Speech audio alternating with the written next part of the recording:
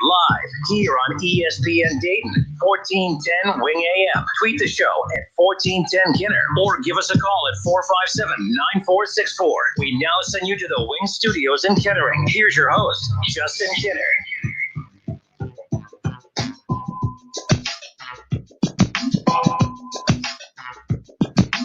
Today's one of those days where I feel like I should be out on the golf course versus working, but I guess if I'm forced to be at work, this isn't the job to complain about having to do versus being out golfing, I guess. So I need to, count my blessings as far as that's concerned. But, it's a beautiful day out. Yeah, it's almost 50 Sun's degrees. Out. I could tell when I stop home at lunch to let the dogs out. They don't, they're not screaming at the door to come back in. They're out there just laying, basking in the sun, enjoying it. So there you go. This would be a day I would go bike riding if it didn't get dark at 5:30. You get on the bike, I get on the golf cart. It's all about what burns more calories from that point. So your Steelers, interesting day for them. It's I get it. There's Pittsburgh fans in this area. There's a lot of fans from a lot of different teams in this area, and I'm always fascinated by any team that I follow. I always feel like it's important to not just focus on your team. I pay very close attention to what goes on in that division. And that's the same, to me, any breaking Cubs news is breaking Reds news. Anything that's breaking news for the Pirates is breaking news for the Reds, because you can get worse or get better without doing a thing just based on how the teams around you operate. For instance, the Cincinnati Reds, we talked about it yesterday from a baseball standpoint, the Cincinnati Reds are favored to win the NL Central this year. They haven't done a damn thing to improve their roster. That roster last year had a Cy Young winner in its rotation. They don't have him anymore. In fact, they moved on from their number 5 in DeSclafani. All right, they haven't added. Right now there's still question marks at shortstop. They don't even have Freddie Galvis anymore. There's a lot of question marks when it comes to this Reds team, but somehow they went from a team that finished 3rd in the division last year to barely making the playoffs to having an embarrassing first-round exit because their offense didn't produce, and somehow, some way, they are favored to win the NL Central. Why? Well, because it's what everyone else did around them. Sure, their roster got depleted a little bit. They lost some key pieces on their roster, but at the same time, when you look around, the Cubs absolutely demolished their roster. Chris Bryant's coming out today talking about how baseball is just not fun anymore. He talks about how he's not having as much fun as he used to. Well, that's because Chris Bryant comes up, makes his debut in the league, and the Cubs win a World Series, and the energy's hot. And of course, it's not as fun as it used to be. But my point is when things happen to teams in your division, it impacts you.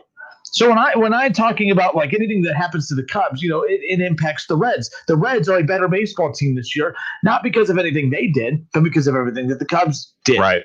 So Pittsburgh today to transition back to football, and I think that one thing that Bengals fans and Browns fans and Ravens fans, if they exist in the area, that we can all agree on is we're all keeping a close eye on what the Pittsburgh Steelers do this offseason. We're keeping an eye on if they decide to move on from Big Ben Roethlisberger. We're trying to figure out what they're going to do. They have to. You guys, your team has to decide what they want to do offensively, because if you stay pat right now, there's a lot of key pieces that they have to pay this offseason. They're not going to be able to keep everybody.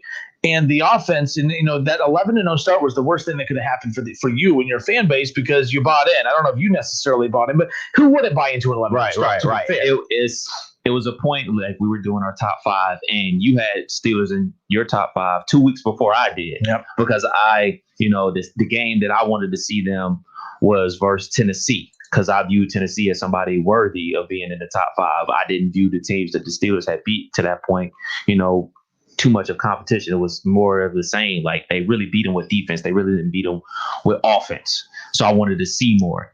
And eventually they beat them. And then, like you said, when you get to 11-0, you can't just be like, nope, they're not top 5. Like, well, this is the NFL. No one wins 11 games on accident. You could lose games on accident very easily. Yeah, it's hard to win games on accident. This is the NFL. This isn't college football where, oh, man, they're playing MAC schools. They're playing teams from the WAC and all that type of stuff. Like, everybody's playing everybody. This is the best of the best. So eventually at 11-0, you just got to go ahead and say, all right, well, they got to be, because they're 11-0. But you're right. Like, there were warts on the team when they were 11-0, and then when things just started to go haywire with the defense, with injuries and everything like that, the balloon was off the rose, and it was all downhill from there.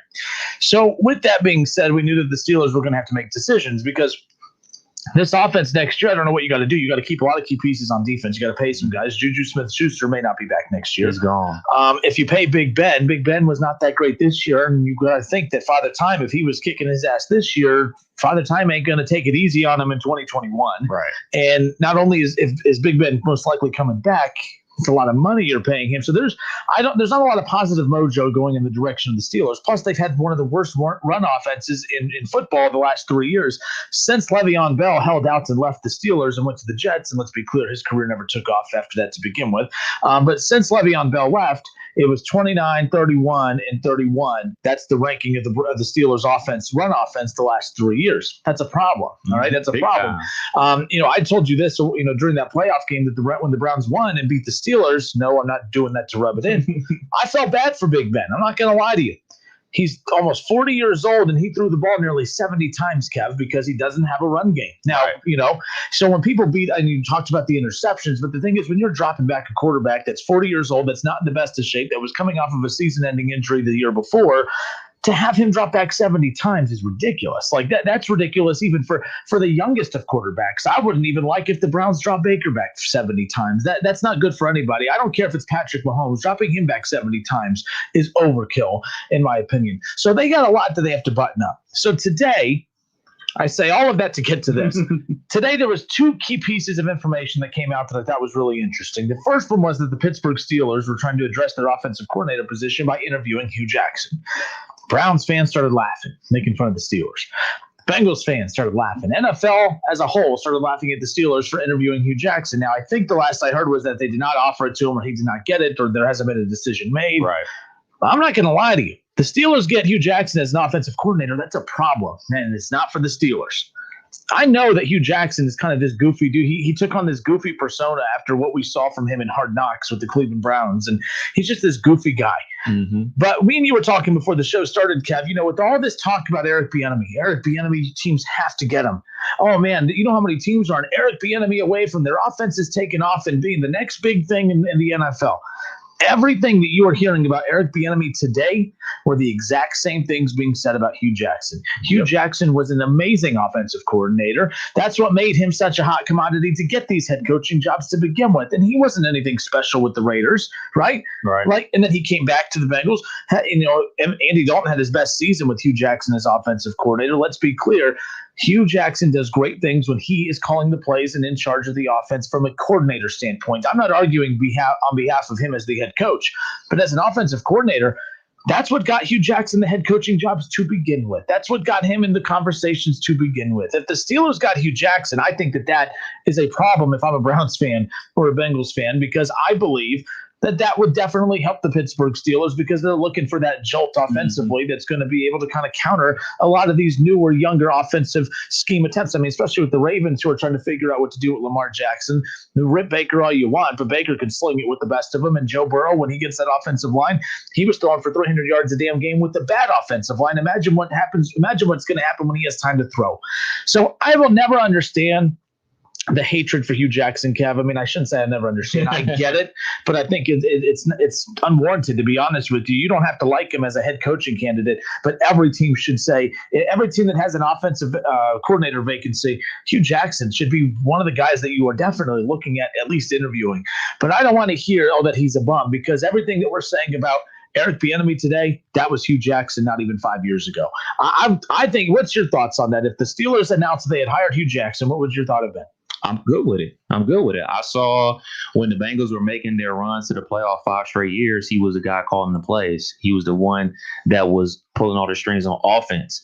And then, he was the hottest commodity out there. And I remember when he went to the Browns, everybody was losing their mind. Like, oh man, we stole somebody. Stole him. Because the Bengals wanted him as their that's who was supposed to replace Marvin. Situation. And like the Browns were ecstatic. And then little did he know when he took the job that they were going to tear everything down to the studs, build up equity with draft picks, and rebuild through the draft. And he ended up taking the short end of the stick. Now, I'm not saying he was a great head coach. There were some very curious things that went on during his tenure as head coach with the Cleveland Browns. There's no doubt about it. But he ain't the head coach for the Pittsburgh Steelers. We all know who's the guy in charge of the Pittsburgh Steelers. So if they hire him, I'm good with it. I know, and personally, I just think that they're doing their due diligence. They're interviewing candidates. They interviewed the offensive coordinator from LSU. Like, they're seeing what's out there. They're doing whatever happens behind closed doors and interviews with offensive coordinators the Pittsburgh Steelers are doing. So you got to trust in an organization that has been pretty consistent over my entire life. You know what I'm saying? I can't just be like, oh, man, they're making a wrong call. Like, even like when they make draft picks that I'm like, I don't know about that. I just got to roll with it because, you know what? For my entire life, basically, they've made good calls, make good judgment calls. So I'm not going to jump over the bridge because if they end up hiring Hugh Jackson, and I'm not going to jump off the bridge if they end up hiring the offensive coordinator from LSU. I believe in the organization. I believe that the front office is doing their job along with Coach Tomlin to put the players in the best position because, I mean, let's be clear, man. The Pittsburgh Steelers, much like the Los Angeles Lakers, they're a family-run business. Like, you know, like a lot of these other sports owners, like the Cleveland Cavaliers, Dan Gilbert, he owns Rocket Mortgage. Like, this is something, he owns the Cavs. This is something that he does. The Rooney family, this is all they do. It's the Pittsburgh Steelers. The Buss family, that's all they do is the Los Angeles Lakers. So, for better or worse, the Steelers can't afford to be bad because that's their livelihood. That's it. You know what I'm saying? They don't have any money coming in from anywhere else. It's the Pittsburgh Steelers. That's it. And to be perfectly honest, in a market size that's Pittsburgh, they have no choice but to be good. Like, this is it. What are people going to do there? Root for the Pirates? Not right now. Root for Pitt football? Of course, they care about their baseball team more than your team does. And they spend twice as much on their team. Their last place team spends twice as much on their last place team as your last place team does. Cleveland baseball team. True, but that's this year, not last year. All right, Justin Kinner, Kev Nash with you here on 1410 ESPN Radio. I'm curious, Bengals Browns fans, when you first came across that headline today that the Steelers were interviewing Hugh Jackson, what was your initial thought? My initial thought was, that's a good interview. That's a good hire if they end up pulling the plug on it, pulling the trigger on it, I should say. And it sounds like they pulled the plug on it already because, I read a few things that know that he did not get it, but who knows until they announce who they've officially hired. No one has it. Right. At this exact time. Another change that Pittsburgh made today, or addition that they made today, that I think caught a lot of Buckeye fans' attention, including some I was reading this morning that Jacksonville was going to make a lot of sense for this particular individual to go be a backup and kind of re-energize his career. But Dwayne Haskins, the Pittsburgh Steelers, according to ESPN's Adam Schefter, have officially signed Dwayne Haskins. He is officially a Pittsburgh Steeler now, and coincidentally enough, this was a quarterback that for the longest time, even going back to when he was drafted a few years ago, many people thought that the Steelers should have drafted him. Remember when they drafted Bush, they traded up. Then there were some that thought that the Bengals were going to – remember, I think it was the number 9 pick that the Bengals had, or number 11. I can't remember what it was. But the Steelers traded up, and they drafted Bush from Michigan. Right. That's the draft that the Cincinnati Bengals ended up taking Jonah Williams, I believe, who ultimately, unfortunately, got hurt and couldn't play his rookie year. But there's many that thought that, the Bengals were on the fence of were they going to take Dwayne Haskins or were they going to go offensive line? Many had kind of seen enough of Andy Dalton. They were ready for the Bengals to move on. Then the trade, the little jingle plays during the NFL draft, and the Steelers have officially moved up, and everyone's like, oh, no, are they really going to pull the trigger and get Dwayne Haskins? They didn't get Dwayne Haskins. They ended up getting Devin Bush, which, by the way, was the right draft pick for them at that time. But it was funny because the Steelers had been brought up quite a few times if they were going to pull the trigger on a quarterback in that year's draft. Dwayne Haskins made a lot of sense. A big quarterback, a big build, just like, Big Ben Roethlisberger, has a strong arm, a lot of similar traits to Big Ben Roethlisberger. Ultimately, that didn't happen, but it comes full circle to say, hey, he's released by Washington, made a lot of immature decisions, didn't seem as invested in football as what we had anticipated. I think if there's ever a situation where he's going to kind of get reinvigorated into the game, it's going to be the Steelers situation. I like Dwayne Haskins in Pittsburgh. I know you weren't high on it when we talked about it when he was initially released from Washington. But I like this because he's not being brought in to be the starter. This is just to come in if Big Ben comes back to be his backup. And I'm not going to lie, as a Browns fan, I'm a little bit more worried about Dwayne Haskins coming in to be a backup quarterback when you have Chase Claypool, and if they do have Juju Smith-Schuster and some of the weapons that they have. I'm a little more worried about what he could do with those guys versus a guy like Duck Hodges or even the other guy who Myles Garrett likes to take target practice at. Yeah, they eventually let Duck Hodges go, so they needed a third quarterback on the team, and this spot opened up, and they brought in Dwayne Haskins and signed him.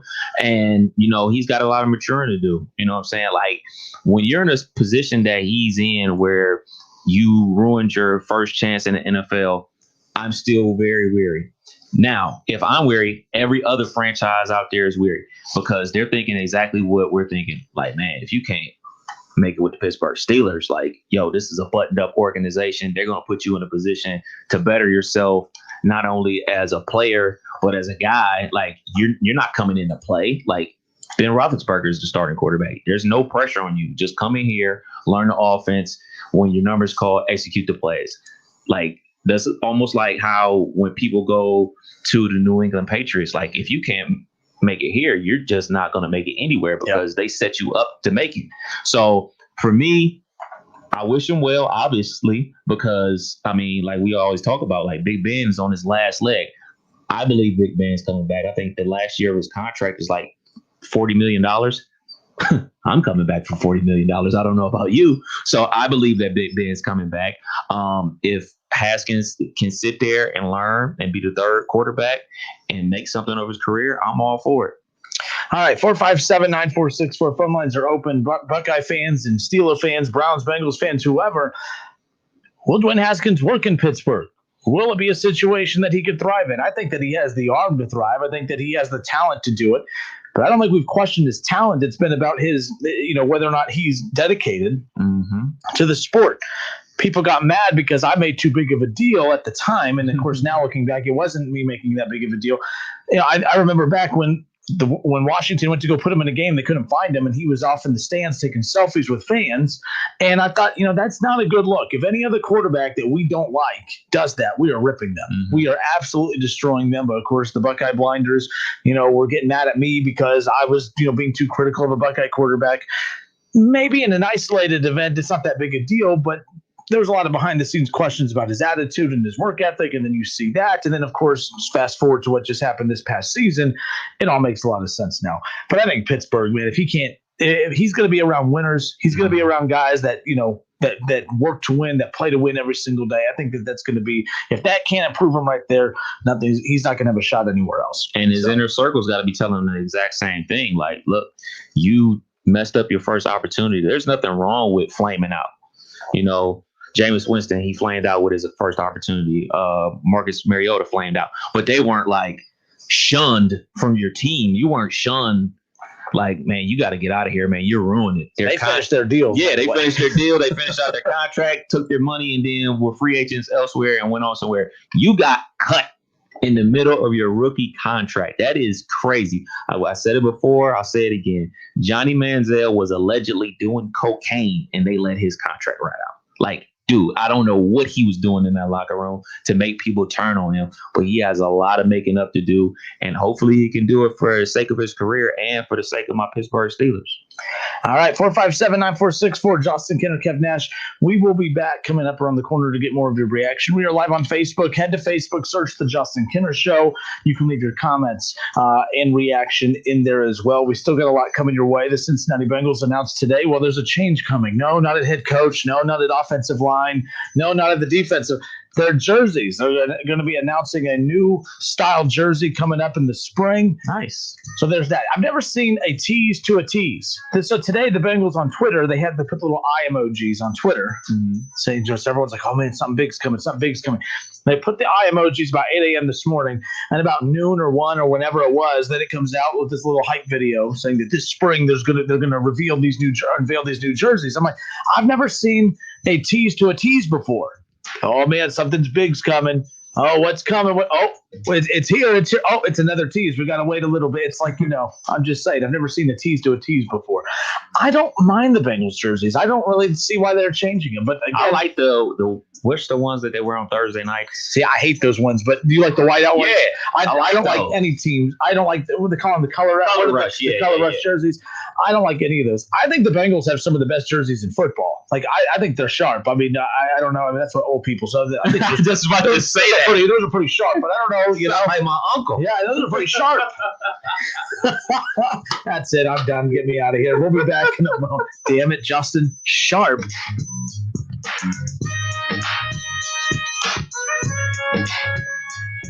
It's the Justin Kinner Show with Kev Nash. Justin, you're awesome, baby. Right here on 1410 ESPN Radio. ESPN 1410 Wing AM weather. This afternoon will be mainly clear and windy, a high near 46. Tonight's going to be partly cloudy, a low around 25. And tomorrow will be mostly cloudy, a high near 34. I'm Pete Spivak for 1410 ESPN Radio. Is the cost of finishing the basement worth the benefit of some peace and quiet? When questions find you, Merrill Edge Self-Directed Investing can help you find answers with personalized planning tools and insights to help you get where you want to go, even if it's just downstairs. Merrill, a Bank of America company. Visit merrilledge.com/withinreach to get started today. Investing involves risk. Merrill Lynch, Pierce, Fenner & Smith Incorporated. Registered broker-dealer, member SIPC. Investment products are not FDIC insured, are not bank guaranteed, and may lose value. It's time for some straight talk. Look, we all drop our phones. It happens. You fumble it, crack it, splash it. Well, Straight Talk Wireless now offers this new Platinum Unlimited plan that includes phone protection. Just $65 a month for unlimited talk, text, and data, plus 20 gigs of hotspot, 100 gigs of cloud storage, and more. All on the best network. Straight Talk Wireless, no contract, no compromise. See Mobile Protect terms and conditions at Asurion.com/Straight Talk. Limitations and exclusions apply. For DIY projects, you know the Home Depot is always in your corner. Now with our mobile app, it can also be in the palm of your hand. With digital tools like image search, snap a picture of something, it'll recognize it and serve up product suggestions in seconds. And our product locator will check availability and lead you right to it. The Home Depot mobile app. Download it today to get started. Only from the Home Depot. How doers get more done. Menards is your complete plumbing headquarters. Save on over 300 kitchen and bath faucets from Moen in the store and on Menards.com. Moen faucets give you a lifetime of beauty, reliability, and innovative features. Moen products are built to last. Save big on all the latest styles and finishes of Moen faucets. Now at Menards. Savings are good until January 31st. Save big money at Menards.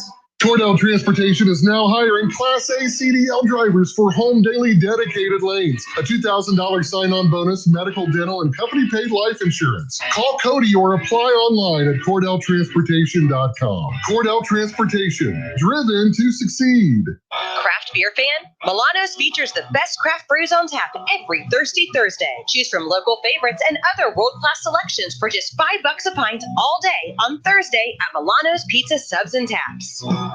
Hello, it's John Kozik, founder and president of TurboTrack Realty, and I buy houses as is, fast for cash. Call me today for an all-cash offer on any of your properties, and we can close within days at 614-362-2000, 362-2000. Do you own a property that's outdated and needs thousands of dollars in repairs? Great, I'll buy it. I'm a private real estate investor who can solve your real estate problems fast for cash. Do you want to sell and just be done with it? Okay, great. I buy vacant properties, boarded up houses, pre-foreclosures, and inherited properties. I also buy apartment buildings, rental portfolios, divorce homes. I even buy my tenant won't pay me the rent houses. I look forward to solving your real estate problems today. Give me a call for an all-cash offer at 614-362-2000, 614-362-2000.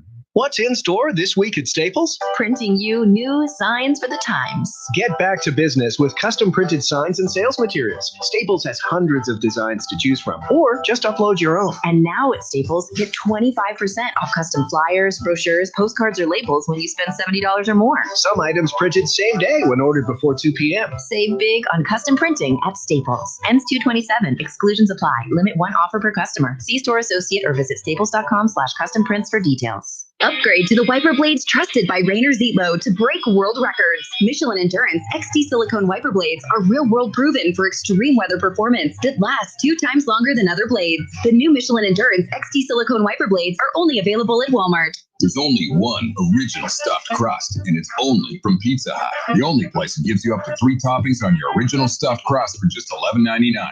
Order yours online at pizzahut.com. Ask or click for limited time offer. Extra charge for more toppings and extra cheese. Exclusions apply. Staples has everything you need to start the year right, like home office furniture, the latest tech, and organizational supplies, and all at amazing prices. Get a fresh start this year with big savings from Staples. Don't miss the Justin Kinner Show with Kev Nash, weekdays at 3 p.m. on Dayton's ESPN Radio, 1410 Wing AM. So you want to talk about outliers? Those guys are outliers. You're lucky that this thing's separating us. That's all I got to say. For facts, though. I got your facts right here. I got your facts right here. Listen, stream, and now watch. Search the Justin Kinner Show on Facebook to follow along. College football playoffs, Browns, Bengals, Buckeyes, and more. Catch the Keith Byers Show Mondays at noon on 1410 ESPN Radio.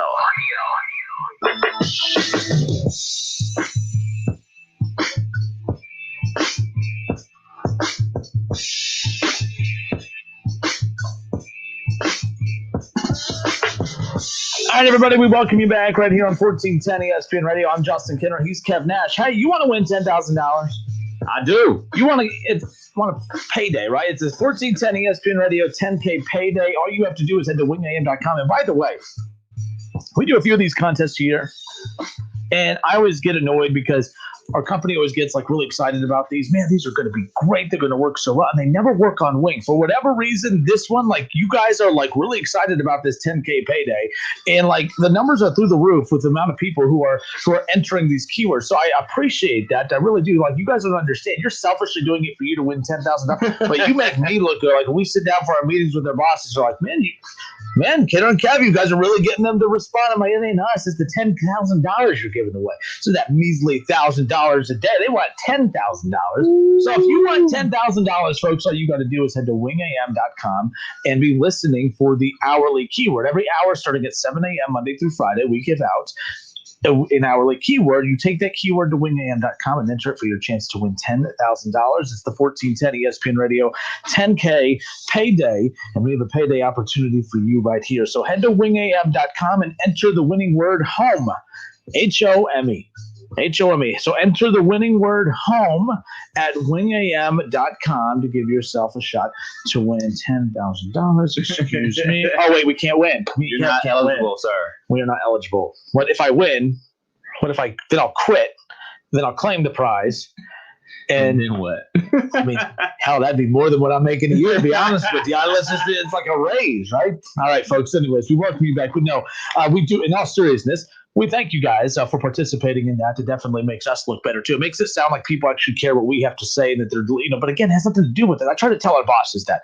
Why are you going to get mad at Kev and I if no one goes to register for the money? That's, to be honest, that means that I question the intelligence of our listeners. If you don't want a shot to win money, that's on you. Like, that's on you. The listeners but that's true. Insulted them. But this is proving that they are capable of going to the website to register. The numbers are through the roof with how many people are registering, and I've never understood who wouldn't want to win money. Well, no, I give credit to our listeners for finally saying, you know what? Today's the day. I want to win $10,000. I want to win $10,000. Well, go to wingam.com, enter the winning word HOME for your chance to win. It's the 1410 ESPN Radio 10K payday. We're live on Facebook. Search the Justin Kinner Show, like and follow the show page. And then, of course, you could watch us live each day from 3 to 6. And, yeah, we can interact with you that way. So some other news that just came out a little bit ago, earlier this afternoon. The coaching vacancies that have been open this year, they're just not that flattering to me. I get really annoyed with when the job's open, we just automatically assume that, that coordinator is going there. Bieniemy is going to coach the Eagles. Bieniemy is going to coach the Texans. Bieniemy is going to go here. Well, we may connect those dots and think that it makes sense, but have you ever thought that maybe Eric Bieniemy sits back and says, yeah, that ain't a good job. Mm-hmm. The Texans, they have Deshaun Watson, and that's it. Like, that's it. Like, and they put all their money into Deshaun Watson, and that's it. There's no cap flexibility. The organization's a disaster. You may think you're taking over a Texans organization with Deshaun Watson, but it doesn't mean that Deshaun Watson still isn't going to push his way out the door. I think the Texans, if you're going to move Deshaun Watson, you need to do it quickly so so whoever is out there that wants to coach your team at least has an idea of whether they're going to be taking over a team with Deshaun Watson or not. But the Texans, we've seen bad Browns teams over the last decade. We've seen 2-win Bengals teams. We've seen a lot of bad teams, Kev. We just watched the Jaguars team only win one game. We've seen with the Jets, we thought we're going to go 0-16 this year. Okay. We thought they were going to go 0-16. The Texans, if they do move on from Deshaun Watson, they might be the worst team of all time. That's what it's looking like at this point. Like if you wonder why no one is lining up to take that job, that is why. The Eagles are also that's not a good job either. They also have no cap space. They have an older roster. That whole saying, if you have two quarterbacks, you don't have a quarterback at all. I get why they say that, but I don't in this situation. I think that right now you have two guys who are capable of playing the position. I'm not convinced that Carson Wentz is just trash. I mean, we've seen when he's healthy, he's one of the top quarterbacks in the league. This past season, he took a big time step back and he looked absolutely horrible. But look, I'm always going to use Baker Mayfield as an example in this. Coaching matters. And I think that the Eagles have had, Doug Peterson's been a fantastic coach. He's won them a Super Bowl, but there was so much going on that I don't think that the development of the quarterback was the prime focus this year. You could tell there was a lot of backstabbing going on behind the scenes. There was a lot of drama behind the scenes. And when you have that going on, it's hard to focus on the development of your most important piece being your quarterback. The Eagles were a disaster. I think Carson Wentz is still a good quarterback. And I think that the Eagles could get something in return for him if they send him to the Colts or elsewhere. And I do like Jalen Hurts. I think he's going to be a fantastic quarterback in the NFL. But the Eagles just filled their head coaching vacancy, Kev. They get Nick Sirianni, the offensive coordinator from the Colts. Sirianni's 39 years old. He had a real long interview for the head coaching job that started, I guess, Tuesday, and I guess went into the next day. It was one of their longer interviews. And you could tell that they're desperate at this point. But look, the Eagles, I don't think is a great job either. The Texans is not a good job. The Lions, I did not like that job at all either. Like, I honestly think that it's rare to say this, that a position that you look at as being lesser than a head coaching position, Eric Bieniemy is 10 times better shape being the offensive coordinator and the second half to the brains of the offensive schemes for the Chiefs than being a head coach for some of these teams. Well, fast forward to a year from now. I heard Colin talk about this earlier today. Again, I always preface that because I've never, I hear it and it's interesting and I want to talk about it. But, the Broncos job could be open a year from now. There could be a lot of interesting jobs open up a year from now. Who knows what's going to happen? Cincinnati, I don't care what anybody says. Cincinnati, that job could be open and Bieniemy can have a second year of Joe Burrow or heading into a third year of Joe Burrow with an offense that's, maybe clicked a little bit more. Who knows? But all I'm saying is there's going to be a lot more interesting opportunities down the road for Eric Bieniemy than what's here. I would take my chances and stick with Kansas City for another year. Couple things. These openings, they're open for a reason because they were bad. They were bad football teams, not only bad football teams on the field, but bad football teams behind the scenes. We look at the Texans and say, like, oh, man, they're over the cap. Well, they were over the cap for years already going into this season. They were already over the cap. They dumped Hopkins. And furthermore, they don't have any draft picks. So you can't get any better with young talent, with young, cheap talent. So that's a major problem. So if I'm Eric Bieniemy, I'm like, man, that toy Deshaun Watson, I would love to coach him. But there's nothing I can build with. Like, I can't be out here with just him. That's not how football works. So then you say, all right, you look at the Jets. Like, you look at the Jets, maybe that would have been a possibility. Like, all right, they got the number 2 pick.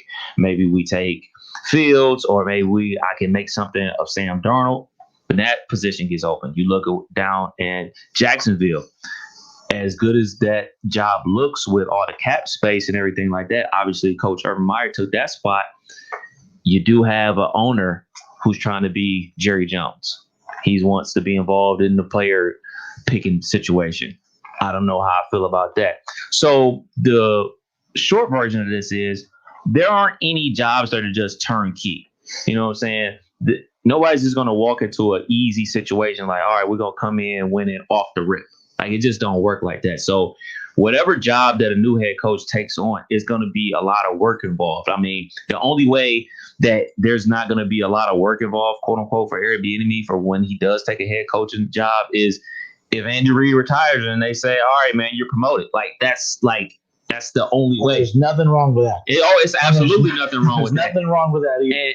And furthermore, we can look at it like this, how we looked at everything that went on with Fickle. Like, he interviewed for the Michigan State job, saw all the mutiny going on behind the scenes. Obviously, it was the middle of a pandemic. He chose to stay with the Cincinnati Bearcats because of multiple reasons. Obviously, the stuff going on in Michigan State. But, hey, man, we got this thing going on here. I'm going to ride this out a while until the right opportunity comes open for me. You know, who knows what that opportunity will be for Coach Fickle? Maybe it'll be at Penn State. Maybe it'll be at another Big Ten school where he can come in. That's not as much work that will have to be to turn Michigan State back around. And who knows what opportunity is going to be out there for Eric Bieniemy, because it's apparent he's not getting a coaching position this year.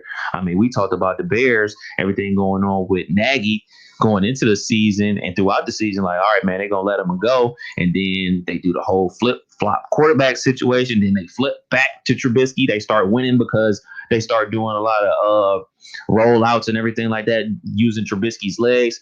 They make the playoffs somehow, and he's still there. Yep. He's still there. So there's no jobs out there for him. Like, he ain't taking the Texans, man. It's not happening. Like, at least I don't think it's going to happen. Let me say it like that. I shouldn't speak in absolutes, but I don't see a way that he takes the Houston Texans job, because, I mean, you got the star quarterback trying to get out of Dodge. Yeah, and Vincent Waller brings up a good point here on Facebook. He says, and this is another job too, if Dallas has another poor year, that job could be open. Bieniemy with all those offensive weapons would be fun to watch. They got CeeDee Lamb. At that point, I don't know what the contract situation is with Cooper, but he still could be a part of that by that point. But look, I rag on Dak Prescott all the time, mainly because I don't think the money he's asking for is Deshaun Watson, that Russell Wilson level money. He hasn't done enough to get that. I do believe he should be paid. I think he should be paid more than Baker Mayfield. I think that we've seen at times he's more explosive than Baker Mayfield. So I'm fine with him asking for a bigger contract than just what's an extension minimum. I'm fine with it. But I like that Dallas offense. If you can get, I still don't think Zeke's there in 2 years. I'll be surprised if Zeke is with the Cowboys next season. I said that last week, and I forgot to get back to that. People are like, you're crazy if you think the Cowboys are moving on from Zeke. Folks, Zeke has not been Zeke in Dallas for a long time. And let's be clear, he definitely has not been Zeke since they paid him, since they gave him that extension, which is what I was exactly concerned about when I was getting destroyed by a lot of Buckeye fans for saying that the Cowboys should not make him the highest paid running back in football. And, of course, they gave him the money he was asking for, and I said that's going to be a mistake. The second that the Cowboys feel like they need to move on from that money and that contract, they're going to either look to trade him or they'll just outright release him. We've seen it happen with the Rams and Todd Gurley. We've seen it happen with Leonard Fournette and the Jaguars. Don't be surprised if the Cowboys go in that direction. It's easy to find running backs. It doesn't mean that it's easy to find Zeke-level running backs, but it's easy to find a guy to at least give you 60 yards a game. And I know you're saying 60 yards a game. Kev, you did the math before. I think that a 1,000-yard running back is one of the most overhyped things in football, because when you really think about a 16-game season, and I think you're going to see more 1,000-yard backs in football because we're extending to a 17-game season, you only need to average 60 yards a game to get 1,000 yards in a season. And let's be clear, the guys that are cracking 1,000, they're not only spitting out 60 yards a game, they're getting you your 100-plus yards. Like, they're really good. All I'm saying is, but big picture, you only need to get 60 yards a game to crack your 1,000 every single season. But I like that Dallas job, too, possibility for Bieniemy when that time comes. Does race have anything to do with this situation? Because I've said before, I will never say that race doesn't have a role in why Bieniemy doesn't have a job. But I think that I wish we knew what was being discussed behind the scenes, because I think that some things that I have read is that, there's a lot of people that have reached out to Bieniemy. Bieniemy has done interviews. He hasn't got the job. These teams aren't dubbed. They want to win. And we know Bieniemy is the guy that can get it done. But I think it comes down to he's not interested. We act like these guys are just available and that the teams pluck them and that they're theirs. Mm-hmm. No, they have to agree to take the job. And I think Bieniemy is being very patient. He has a great situation. He's was one of the highest paid assistant coaches in football, and rightfully so. He has a good situation. He's going to rack up some rings potentially with Patrick Mahomes and Andy Reid. I don't think there's a rush to take a bad job. I think he's not looking for a bad team. He's looking for a good situation. And when you're looking for a good situation, when you're already in one, there's no rush. Yeah, I'm with you there. I'm with you there with Eric Bieniemy. Like, he's such a low profile guy. And as funny as we the meme going around with Andy Reid of him at the pass punt kick competition as a kid, looking like a mountain and everything like that. As much as we think we know about Andy Reid, we don't know nothing about Andy Reid. And the thing about it is, we look at the hot commodity, which is Eric Bieniemy. We see all these job openings, and we know him because the offense is so explosive, and he's the guy, or one of the guys behind it. And you see all his contemporaries that work for Andy Reid, like Nagy and Peterson, get jobs. And the question is, why isn't he getting the job, or why isn't he taking a job? That's the $1 million question. I think the bigger question is no diss to any other coordinator who is taking a head coaching position with these teams but I think race always plays a factor in a situation like this. It's not necessarily about like they're not hiring him because he's a black man. I think it's just a simple situation of the Rooney Rule. I think it's run its course, to be perfectly honest. We talked about this. I think it's done more damage than good. I think the intent was the intent was it started out fine. Consequences like, oh, we got to interview a black guy. Dial up Hugh Jackson, get him in here. I think that's disrespectful. Yeah. Let's get Marvin Lewis or Hugh Jackson in here just so we could check off our Rooney Rule box in our requirements, and then we can go on to get the next white guy in here. To be fair, though, I will say this. I wouldn't even say the white guy, just the guy that they truly want, and he happens to be white. I think it's a situation of these coaches have to be put in better positions to be seen by more people, because the Rooney Rule, without the Rooney Rule, Mike Tomlin wouldn't have been hired by the Steelers. They went into it and, he came in and, oh, yeah, he's the guy we want. Yep. They had other coaches that they had in mind, but hence the Rooney Rule, like, oh, no, this is the guy we want. And they hired him. And it obviously has worked out for Pittsburgh Steelers. And it looks like things are working out pretty well down in Miami. But, I mean, just getting African-American coaches in the front of these people that actually do the hiring process. Yeah, and let's be clear, too, because I made the mistake years ago of thinking that, why are we always saying, oh, stop? An owner's not saying, oh, man, he runs a good offense, but he's black, so I don't want him. That's not really what people are saying is going on. What's going on is that people just keep hiring with people which they're comfortable with, who are within their circles, which the Rooney Rule was put in place to make, have you ever been to, had been on a team where a coach says, and Keith Byers has brought this up too, where everyone, gets real cliquey at times. Yeah. And he said that, when he was in college, when he played at Ohio State, the coaches would come in and say, okay, when they would be eating lunch or whatever, everyone stand up and go sit with the group of people that you normally don't sit with, that you don't room with, that you don't hang out with on the weekends, just to get everyone intertwined and mingling with people that you normally don't mingle with. That was the intent of the Rooney Rule. But now it's like they're pulling the fast one of, you're picking a guy that you're not going to hire to begin with, just to come in so you could check it off. And the Rooney Rule was not done to have a checked marked box on the requirements of the hiring process, but that's what it's turned into. So no, I don't think that coaches are saying, man, that Bieniemy, he's black, I don't want to hire him. Right. He's probably not in their circle. I'm not defending it or anything like that. I'm just thinking that it's coming down to one of those situations. And by the way, you never know. There could be those type of people that think that. I mean, hell, I still can't get the leaked footage of the Clippers owner from a few years ago and the stuff that was said behind the scenes. That's nuts to me, man. But 457-9464. Vincent Waller brings up another good point. To think me and Vincent got off on the wrong point. Vincent's he makes a lot of great points, by the way. He must be agreeing with you. He thinks, I don't know. No, actually, I'm agreeing with him. He thinks that Bieniemy is taking the Josh McDaniels approach. Josh McDaniels, he's been, every year he's being brought up as the guy that's going to be perfect for all these jobs. He was brought up for Philly. Yep, and he has turned down so many jobs. Bieniemy could be the Josh McDaniels of the Chiefs, where it's like, hey, we have an older head coach that is dominating in the National Football League. I'm not going to leave this situation unless a perfect situation presents itself. And if that perfect situation presents itself before my head coach retires, then I will take it. If that perfect situation does not present itself, then I'm just going to continue calling plays for one of the smartest minds in football and continue having a shot to win a Super Bowl every year. And I think there's nothing wrong with that. But I think the problem is the narrative of, Bieniemy is being overlooked because he's African-American. I don't think that's the case. His name is brought up with every team out there. But when he doesn't end up with the job, we sit there and say, well, why are they hiring these no-name white guys whenever you have Bieniemy, who's the hottest name out there? I think it comes down to, well, of course they want him, but he probably doesn't want them, and I'm cool with that. Out of all those, I thought Atlanta was his best fit.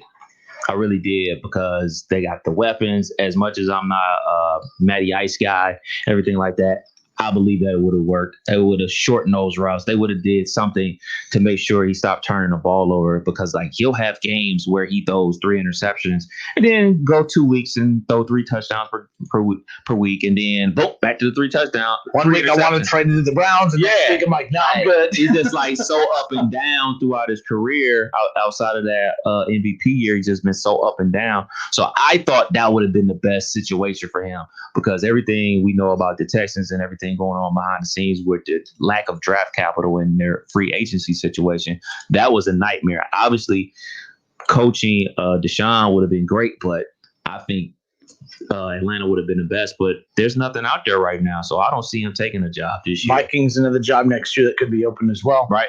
You know, they have good pieces. Right. Still need a quarterback. I'm not a big Cousins fan, but we'll get into that later. $33 million a year. All right, Justin Kinner, Kev Nash with you here. ESPN's Adam Schefter just tweeted this out, that Ohio State's Justin Fields has just signed for representation with Athletes First and agent David Mogetta. I'm probably mispronouncing that name, but that's interesting because that's the same agent that represents Deshaun Watson, and that's the agent that just made Deshaun Watson the second highest paid quarterback in the history of the National Football League. I bring that up a lot because, I mean, that's a lot of money. That's a lot of money. And I think that's, it's a great thing for Deshaun Watson. I think it's hurting the team, though, but that's not his concern. His concern is like, well, I'm going to take my money and go elsewhere and win somewhere else. That's basically what this is coming down to. And ultimately, something he worked into the contract is a no trade clause. Mm-hmm. And when you have a no trade clause, especially in the NFL, you actually hold all the power, because obviously he wants out. And they're in a horrible position, like you bring up all the time, with the draft and over the cap, so you can reset the team, but they can only reset the team to a place he wants to go. Yeah, I mean, Deshaun Watson has got the card. And let's be clear, he has no MVPs, no Super Bowls, no deep playoff runs.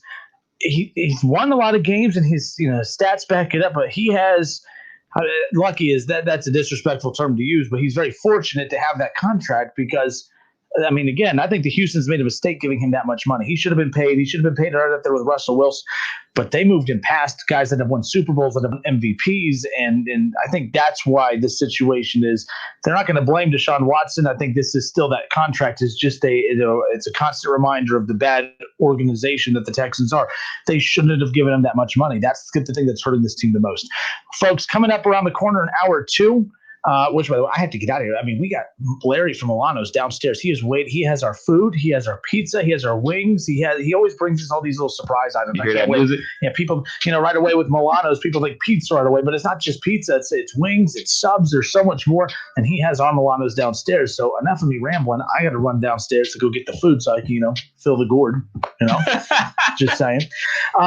Gene Smith could potentially be out at Ohio State. Maybe. His name is being rumored to replace an individual that doesn't run a team, but an entire conference. We'll discuss that at the top of the hour, 4 o'clock. When we come back, talk about college basketball. No North Carolina. No Duke. All right, no Kentucky. What's going on in the world of college basketball? And there's a thing that I've noticed the last couple of years about some of these coaches of these big-time schools is they don't know how to lose. Now, they lose, but they don't know how to handle the losing. We'll discuss on the other side of the break. 457-946, where we'll be back in just a moment.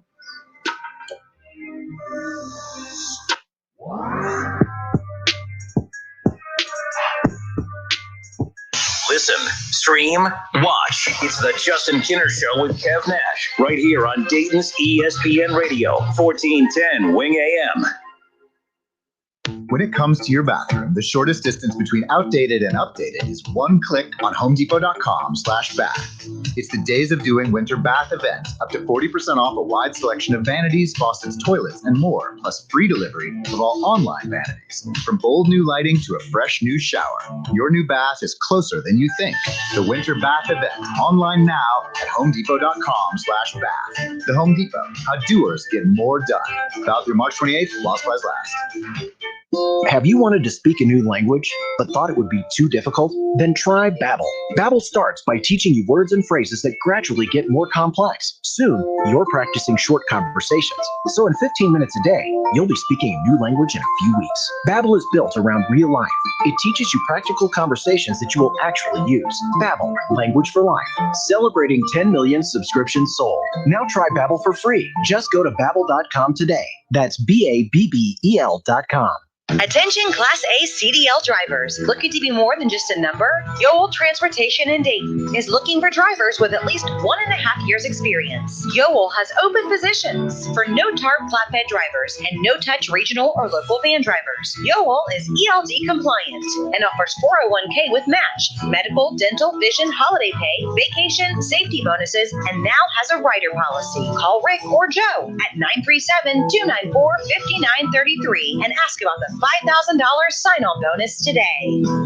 Don't put it off any longer. You know it's time for a bathroom upgrade by Bath Creations. Bath Creations, serving the greater Dayton and Cincinnati area, is a leader in bathroom renovations, providing the best value in bath and shower remodeling, and proudly made in the USA. With Bath Creations, you get a beautiful modern bathroom that is safe, comfortable, and affordable. Attention first responders, veterans, and active military. Save $500 off your purchase. Visit on Poe Avenue in Dayton or online at mybathcreations.com and upgrade today.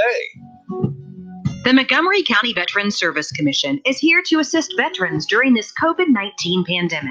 Even though we are not meeting face-to-face, we are here for you. We understand it is a difficult time with this virus threat and the strain of implementing social distancing. For those Montgomery County veterans who have lost their source of income due to their employers having to close or reduce their business hours due to the COVID-19 pandemic, you may be eligible for COVID-19 Special Financial Relief Assistance. Please contact the Montgomery County Veterans Service Commission at 937-225-4801 Monday through Friday for more information or to have an application sent to you. You can also visit mcvsc.org. The Montgomery County Veterans Service Commission is here to help Montgomery County veterans during the COVID-19 crisis. Call 937-225-4801 Monday through Friday or visit them online at mcvsc.org. Get in the zone, AutoZone. Welcome to AutoZone. Dealing with battery problems? We can help you out and get you ready for the colder weather ahead. Let's start with a free battery test. If you just need a free charge, we can help with that too. And if it's time for a new battery, we've got replacement batteries that fit your needs, starting at just $79.99. That's what makes us America's #1 battery destination. Claim based on data from the NPD Group 2019. Get in the zone, AutoZone. It's time for some straight talk. Look, we all drop our phones. It happens. You fumble it, crack it, splash it.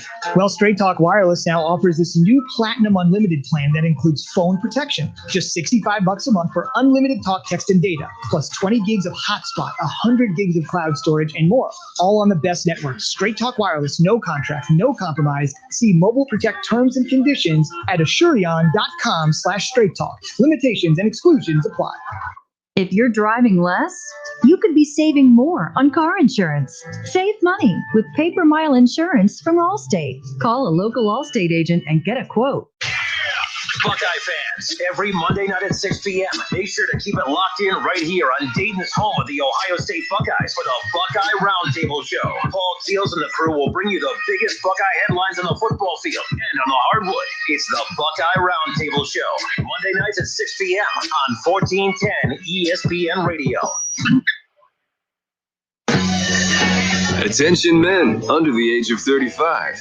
You know what really impresses the ladies? When a guy has a few drinks and later gets pulled over for buzz driving. That could cost you around $10,000 in fines, legal fees, and increased insurance rates. There goes let's grab dinner and a movie.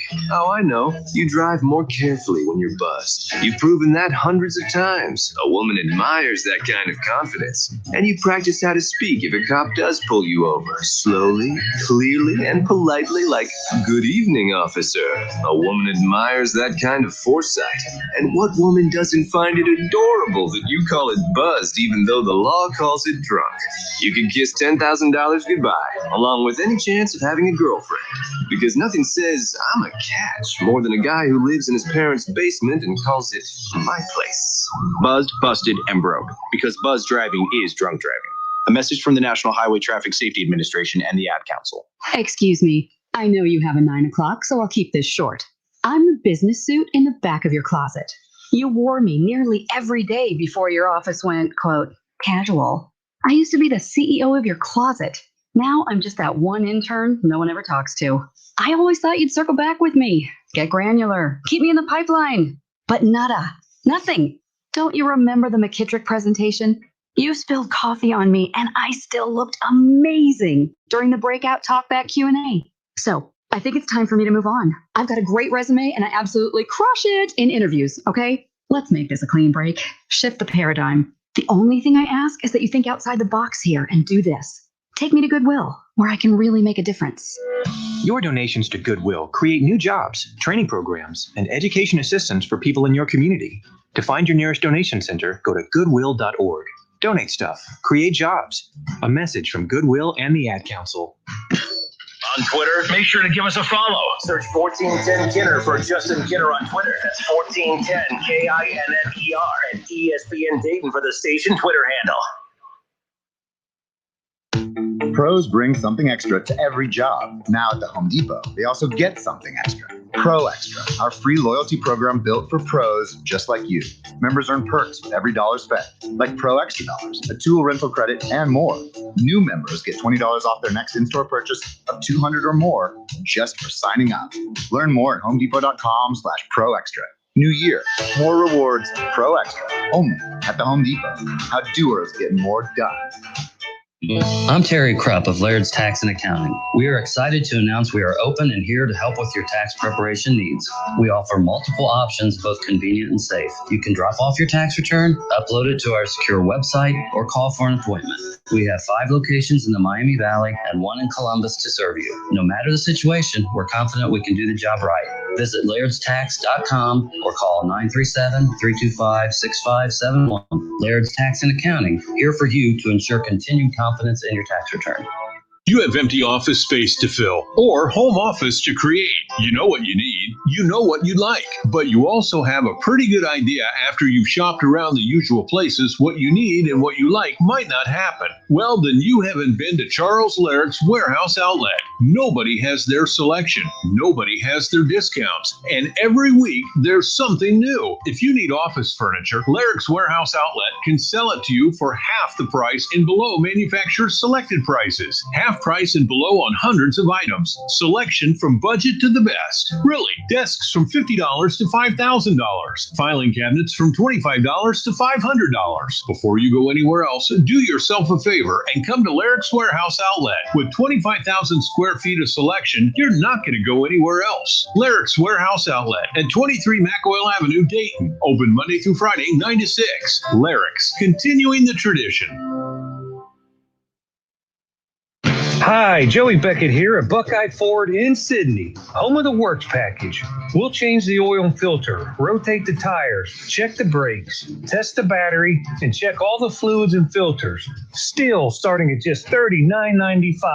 And ask us about our double take tire specials. Goodyear, Michelin, BF Goodrich, Kelly, and other quality tires. Buckeye Ford in Sydney, exit 92 off of I-75. We'll see you soon. Craft beer fan? Milano's features the best craft brews on tap every Thirsty Thursday. Choose from local favorites and other world-class selections for just $5 a pint all day on Thursday at Milano's Pizza Subs and Taps. Staples has everything you need to start the year right, like home office furniture, the latest tech, and organizational supplies, and all at amazing prices. Get a fresh start this year with big savings from Staples. Dayton Flyers basketball fans, don't miss Talking Out Loud with Sully every Thursday night at 6 p.m. Game recaps, game previews, visits from former Flyer greats, and more. It's a show by the fans, for the fans. Talking Out Loud with Sully, Thursday nights at 6 p.m. Wear red and be loud. Excuse me. I know you have a 9 o'clock, so I'll keep this short. I'm the business suit in the back of your closet. You wore me nearly every day before your office went, quote, casual. I used to be the CEO of your closet. Now I'm just that one intern no one ever talks to. I always thought you'd circle back with me, get granular, keep me in the pipeline. But nada, nothing. Don't you remember the McKittrick presentation? You spilled coffee on me and I still looked amazing during the breakout talkback Q&A. So I think it's time for me to move on. I've got a great resume and I absolutely crush it in interviews, okay? Let's make this a clean break. Shift the paradigm. The only thing I ask is that you think outside the box here and do this. Take me to Goodwill, where I can really make a difference. Your donations to Goodwill create new jobs, training programs, and education assistance for people in your community. To find your nearest donation center, go to goodwill.org. Donate stuff, create jobs. A message from Goodwill and the Ad Council. Well, Jason, I've got to tell you, you're pretty much everything this company is looking for in an entry-level candidate. Great. Your resume isn't quite what we're used to, but you've got a fantastic work ethic. Thank you. And I'm impressed by how you carry yourself. So, should we talk about the job? Oh, what? The job? Oh, sorry. Yeah, I have no way of recruiting or even meeting you. This interview didn't happen. It may sound ridiculous, and that's because it kind of is. There's a huge pool of talent your company's missing out on. Meet the grads of life. Who are they? Talent worth knowing about. Young adults of unique determination and experience. An ideal fit for your company in an entry-level position, internship, or even mentorship. They might not have every qualification you typically look for, but they're exactly who your company needs. Man, we really could have used him. Don't miss out on a resource many innovative companies have already discovered. Go to gradsoflife.org to learn how to find, cultivate, and train this great pool of untapped talent. Brought to you by the Ad Council and gradsoflife.org. Whether you're at home, at work, or in your car, tune in to ESPN 1410 Wing AM or stream us live at wingam.com. We are Dayton's home of the Ohio State Buckeyes. Into the end zone goes Chris Olave. KJ Hill, 6-yard touchdown catch. Right sideline and down he goes to the end zone. WING 1410 Dayton's ESPN Radio. It's the Justin Kinner Show, live here on ESPN Dayton, 1410 Wing AM. Tweet the show at 1410 Kinner or give us a call at 457-9464. We now send you to the Wing Studios in Kettering. Here's your host, Justin Kinner.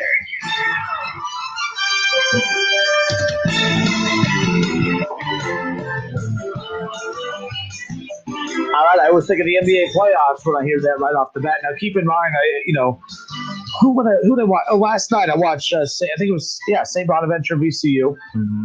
And I heard the CBS theme for the first time. And now I'm like itching for March. Like, I don't know, there's that theme right there, that one that we're listening to. It's 90s NBA playoffs to me. It's Michael Jordan, it's the Bulls, it's basketball. Like that, I think of the NBA Finals. That's why I hate when they use this for college a little bit too. Like on Fox Sports and some others, it drives me up the wall. Someone said the other day, "There's no way they can use this theme." I'm like, no, I doubted myself, and then I watched the game the other night, and sure enough, Fox Sports was using this. Fox Sports also uses the NFL theme for baseball, and maybe it's not an NFL theme, but to me, when I hear that, like the Fox Sundays. Yeah, that thing, like, and I'm not even going to hum it because I'll sound stupid, but like, I think people know what I'm talking about. They use it for baseball and other things. I'm like, that drives me nuts. It's a pet peeve of mine. Like, because right away, there's certain themes that when you hear them, it instantly takes you to that. Like the NBA on ESPN, they have that jingle now that when you think of that, like, I know when they were doing the vaccines, when the vaccines first came out, and they were, bringing the cases of vaccines in, and they played it, and it's like, we got the NBA Finals here today. We got COVID-19 taking on the vaccines. Who will win? We'll find out tonight on ESPN. Like, it was hilarious. Better win. So, it was funny seeing how they were kind of having fun with that. But no, man, like, I heard the CBS March Madness theme last night, and I'm ready. I'm gearing up for March, man. Like, we missed it last year. We can't miss it 2 years in a row. We just can't. No. But March might have a different feel a little bit. The Blue Bloods, your typical, and like Blue Bloods, I mean, we could debate what a Blue Blood is. I mean, I think it's your staple programs. I know one of my hottest takes ever that fired people up is I've always asked what makes a Blue Blood a Blue Blood. And let me ask you, in fact, we can get into that now. What makes a Blue Blood a Blue Blood? Sustained success over decades. Fair enough. Now, what I always equate to that too is the fact, can a program win over decades and be able to experience coaching changes and that program keep its face and keep moving? Now, there's going to be down years. You're going to have a coach that comes in that's not good, but like I look at Kansas has won national titles with multiple coaches. North Carolina has won national titles with multiple coaches. You know what I mean? Like how a lot of these programs, Kentucky, we've seen programs win it with multiple coaches. Duke has not. So I really wasn't trying to like stir it up or like have this like Are you about to make me defend Duke? No, it's not. I'm really not trying to get into like a debate of anything, but Duke fascinates me because when you really think about it, like who's to say that when Coach K finally does retire and is no longer the head coach that, will Duke just remain a power in basketball? It's easy to say yes, but when I think of Duke, I think of Krzyzewski. Mm-hmm. Like there is no one else, and partly because there wasn't anybody else. Now Duke had winning seasons before Krzyzewski, but they weren't looked at as the face of basketball like they are now, at least at the college level. Well, I believe that you can lose your blue blood status for sure. Like you don't. Who's an example of one if you have one off the top of your head? I know we didn't really prep for this conversation today. UCLA. Okay, fair. UCLA, like obviously back in the day with Wooden and Lou Alcindor, we all know him as Kareem Abdul-Jabbar and, everything like that. That run that they had back then. And then they had a run in the 90s and they've been nothing ever since. You know what? I take that back. They had a run also in the early 2000s with Kevin Love and Westbrook where they went to I want to say 2 or 3 straight Final Fours. But that was early. Like, think about it. Like, Russ and Kevin Love have been in the league 15 years. So you can't just oh, man, we're a blue blood. We got the most wins around and all that type of stuff. You lose that if you're not consistently doing it. If you're talking blue bloods, that list is very short. Like, I think that it's like Kentucky, Kansas, Duke, North Carolina, and that's it. See, Duke, that's a battle I'm not willing to get into and to say that they're not. But Duke, the one difference between them and everyone else is every one of those programs you just mentioned, they've been able to handle a coach leaving, a coach coming in. And to me, a program is that. A program is not a coach. Mm-hmm. A program is where you could bring a coach in and you have every resource possible to win national championships and be that. Duke I just don't think they had the opportunity because he came in and built the program up to what it is. And he's just not retiring. How old is Coach K anyway? Coach K's got to be at least 75, right? But it's funny because I used to say he doesn't age, but he really needs to just let the hair go white. It's uncomfortable at a certain point. Like when your face isn't matching the color of your hair, I think that's a problem. Like he used to hide it before, but now it's like it doesn't look okay. Coach K will be 74 in February. He looks older than that, by the way. I feel like he's aged a lot over this last decade, to be clear. Dealing with those one and dones. No, and Shaw's bringing up a few. He says Georgetown, Indiana. No. They were blue, but they lose it. Well, no, that's what he's. No, okay. He's throwing out when we talked about how you can lose it. I'm assuming Shaw that's what you're saying. He put UCLA as well, so I think that's what he's saying. Yeah. He's listing schools. Look, by the way, I don't want to get into this strong take of Duke's not a blue blood, but I do when I look at Duke and say I don't look. I mean, I don't know. But you're right that they haven't had the opportunity. But who knows what's going to happen when Coach K is no longer the coach? Because I've seen Kentucky win multiple national titles in multiple decades with different coaches, and I've seen it from a lot of different programs, North Carolina, and so on and so on. Because he's been there 4 decades. Mm-hmm. So he's been the head coach at Duke since 1980. So I mean, and they've been winning since, and they've been relevant since 85. So, I mean, I gotta put them up there. I mean, I still remember really the first time Duke came on my radar. They were playing UNLV in the national championship game, and they got their doors blown off by UNLV, the Running Rebels, in that national championship game. And then that following year, they beat UNLV. That team, UNLV had Larry Johnson, Stacey Augmon, Greg Anthony. It's so crazy that Greg Anthony, his son, is now in the NBA. You know what I'm saying? That's how long I've been watching college basketball and everything like that. But I remember that. He had a game winner last night. Yeah. So like I remember all these things, and I remember Christian Laettner. I remember Christian Laettner stomping on the dude from Kentucky's stomach and not getting kicked out the game. He would do that. I remember the alley-oop that Grant Hill caught in the Final Four with a real bad haircut. I remember Bobby Hurley being drafted in the first round, them calling him the next Mark Price and all this type of stuff. Like, so they've been a program for a very long time. Think about that. That was a super long time ago, and he was coaching there like 15 years before that even happened. Like, so I got to give him a lot of credit, even though I'm a Duke hater. They got to be blue blood status in my eyes. And like you were talking about teams losing it, like Georgetown, yeah, you can't keep them up there. Big John Thompson's not the head coach there anymore.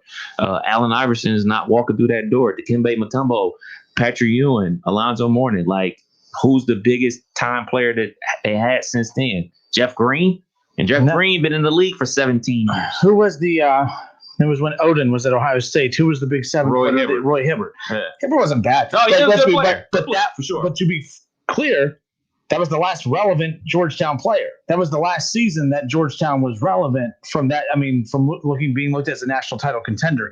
Now, there might have been a year since then that they, were highly ranked, but no, that program's been looking. That's why I was a huge fan of the Patrick Ewing hire. We got to be honest, Patrick Ewing hasn't really turned things around there. I mean, they're not top 25. They're not what they thought they were going to be by bringing Patrick Ewing in. College basketball is in a funny place, man. The things that the NBA is doing with the G League and encouraging, those potential one and done guys to, why would you go to there when you can come here? You're already a part of the NBA program. I don't think there's enough elite players for it to impact college basketball that much. Really? I like for instance, I don't think no one says, man, college basketball sucked because we didn't have LeBron. I don't think you can miss something that wasn't there. Mm-hmm. Like, I would imagine what LeBron would have been like in college. Imagine what Kobe and then those guys would have been Ohio like. State wishes LeBron would have came for a year. I don't think college was hurt because those guys never played college basketball. I think what hurts college basketball is because you sprinkle them in for 1 year and then take them out. Mm-hmm. I think that the Zions of the world hurt college basketball more than they help. I think that the Obies of the world are better for college basketball when you get multiple years of those stars. Obi, to me, will always be a better story in college basketball than Zion ever was, because we knew Zion was an NBA. If the NBA rule wasn't that you had to have 1 year in college, Zion would have never stepped foot out on the floor in the NBA or in college. And I think college would be better off for it. I think that the one and done is hurting it for that reason right there. It's tough. There's programs that have gone all in and, hey, we're just going to build around these one and dones and call it a day. But let's be clear, Kentucky's done it once. Under Calipari. Everyone credited him for the one and done approach. Coach K didn't like that, but then he had to adapt, and that's what the great coaches do. You have to adapt. But the one and dones is not leading you to national titles. Right. The teams are winning national titles, and that's why Gonzaga's been such a great story as of late. That's why, Obi Toppin was great for Dayton, but they had a great team. Right. They had a lot of good pieces around him. So I love the Obi Toppin story better than I do the Zion story, because Obi came in, wasn't being looked at in high school, had to sit out a year, kind of emerged onto the scene at the between the legs dunk, was a walking highlight reel, and then goes and tests the NBA waters. They tell him what he needs to work on, and then not only does he takes what they tell him that he needs to work on, and then he not just works on it, he elevates at those. He became a 3-point threat. He was more than just a dunker. He dominated the game when he was out on the floor. So Obi, the story of Obi to me in college basketball is way more interesting than the one of Zion, because Zion, I just felt like didn't belong there.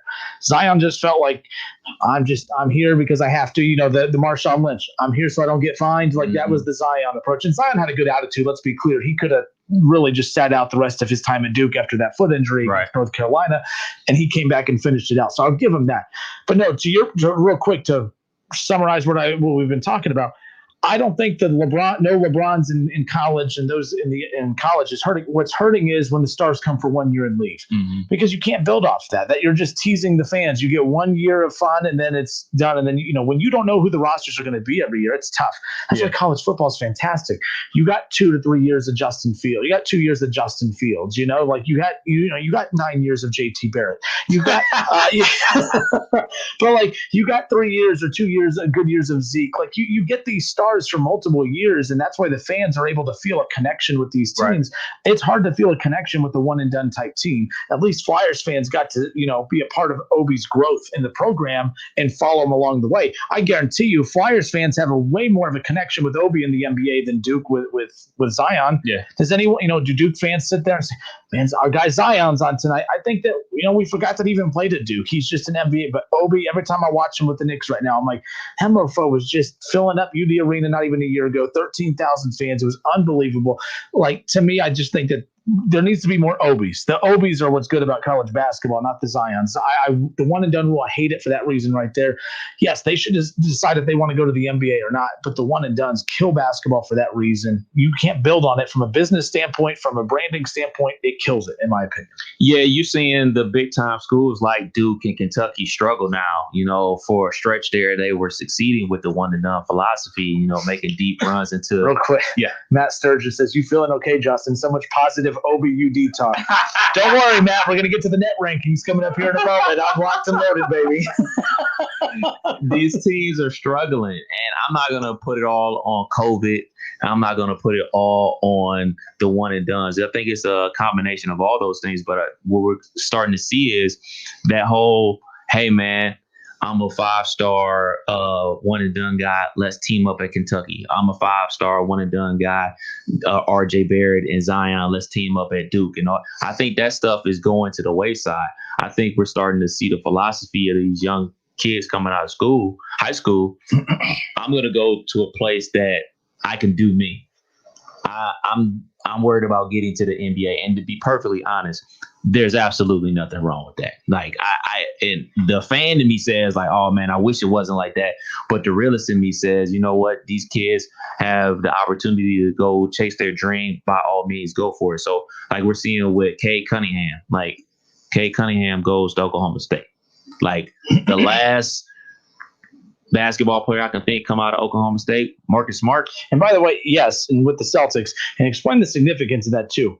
Because he knew what he was getting himself into. Yeah. He had every shot to leave. Yeah, he's a one and done prospect. He could have went to the G League and played. He could have went overseas and played and got paid. He could have went to any school in the country. But he chose to go there. And I mean, it helps that his brother is on coaching staff. Let's not get that twisted. But I mean, that's the philosophy of you can take it even back to Ben Simmons. He went to LSU. He's a kid from Australia who went to high school in Florida.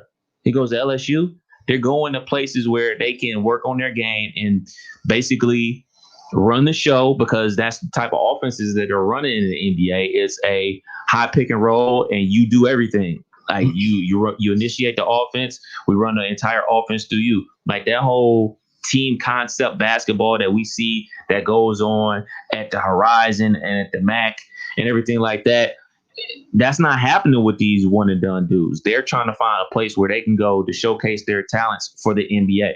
So I think the ways of teaming up are done. Like you're not going to see DeMarcus Cousins and John Wall guys team up anymore. I don't think they're thinking like that. I mean, that was a Conley-Odin thing that happened for Ohio State that put them on the map. I mean, that was huge. And you had those two pair up, and then you had the fact that around that pair of Odin and Conley at Ohio State in the early 2000s, you had all Ohio guys around them. Right. And then after they left, you had a bunch of Ohio kids commit to Ohio State, and then you just felt that sense of pride of, oh man, these are the kids we followed in state tournaments and that played locally here. And now not only they were good in high school, they're good in college, and not just good, they're elite. Ohio State's a top program. They're getting to Final Fours. Ultimately, never got a national title, but it's just the point that they were getting there. And in that spotlight.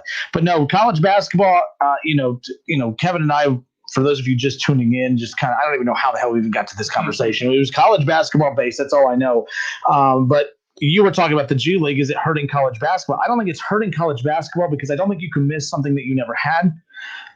That's why I think that when you get Zion, that's worse than I don't think so. If Zion would have said, forget college, I'm going to go to the G League, I don't think college basketball fans are out anything, because it's easy to say that now. Oh man, we would have missed all of that. Well, because you could see it, you can visualize it, you watched it. So of course you think, oh man, we would have missed that. But if you don't see it, you can't miss something that you never experienced, right? Right. So like that's all I'm saying is if college basketball could have survived no LeBron James and no Kobe Bryant and Kevin Garnett and those guys, Sebastian Telfair, just joking, but Bazzi had game. He was, he was on the cover of all those magazines. He was supposed to be the next big thing, man. That just didn't pan out for him. So real quick, the reason I wanted to get into some college basketball talk a little bit too is because of the fact that, Duke, North Carolina, Kentucky, not even in the top 25 right now. You touched on it a little bit too, how the athlete's mindset now is a little bit different.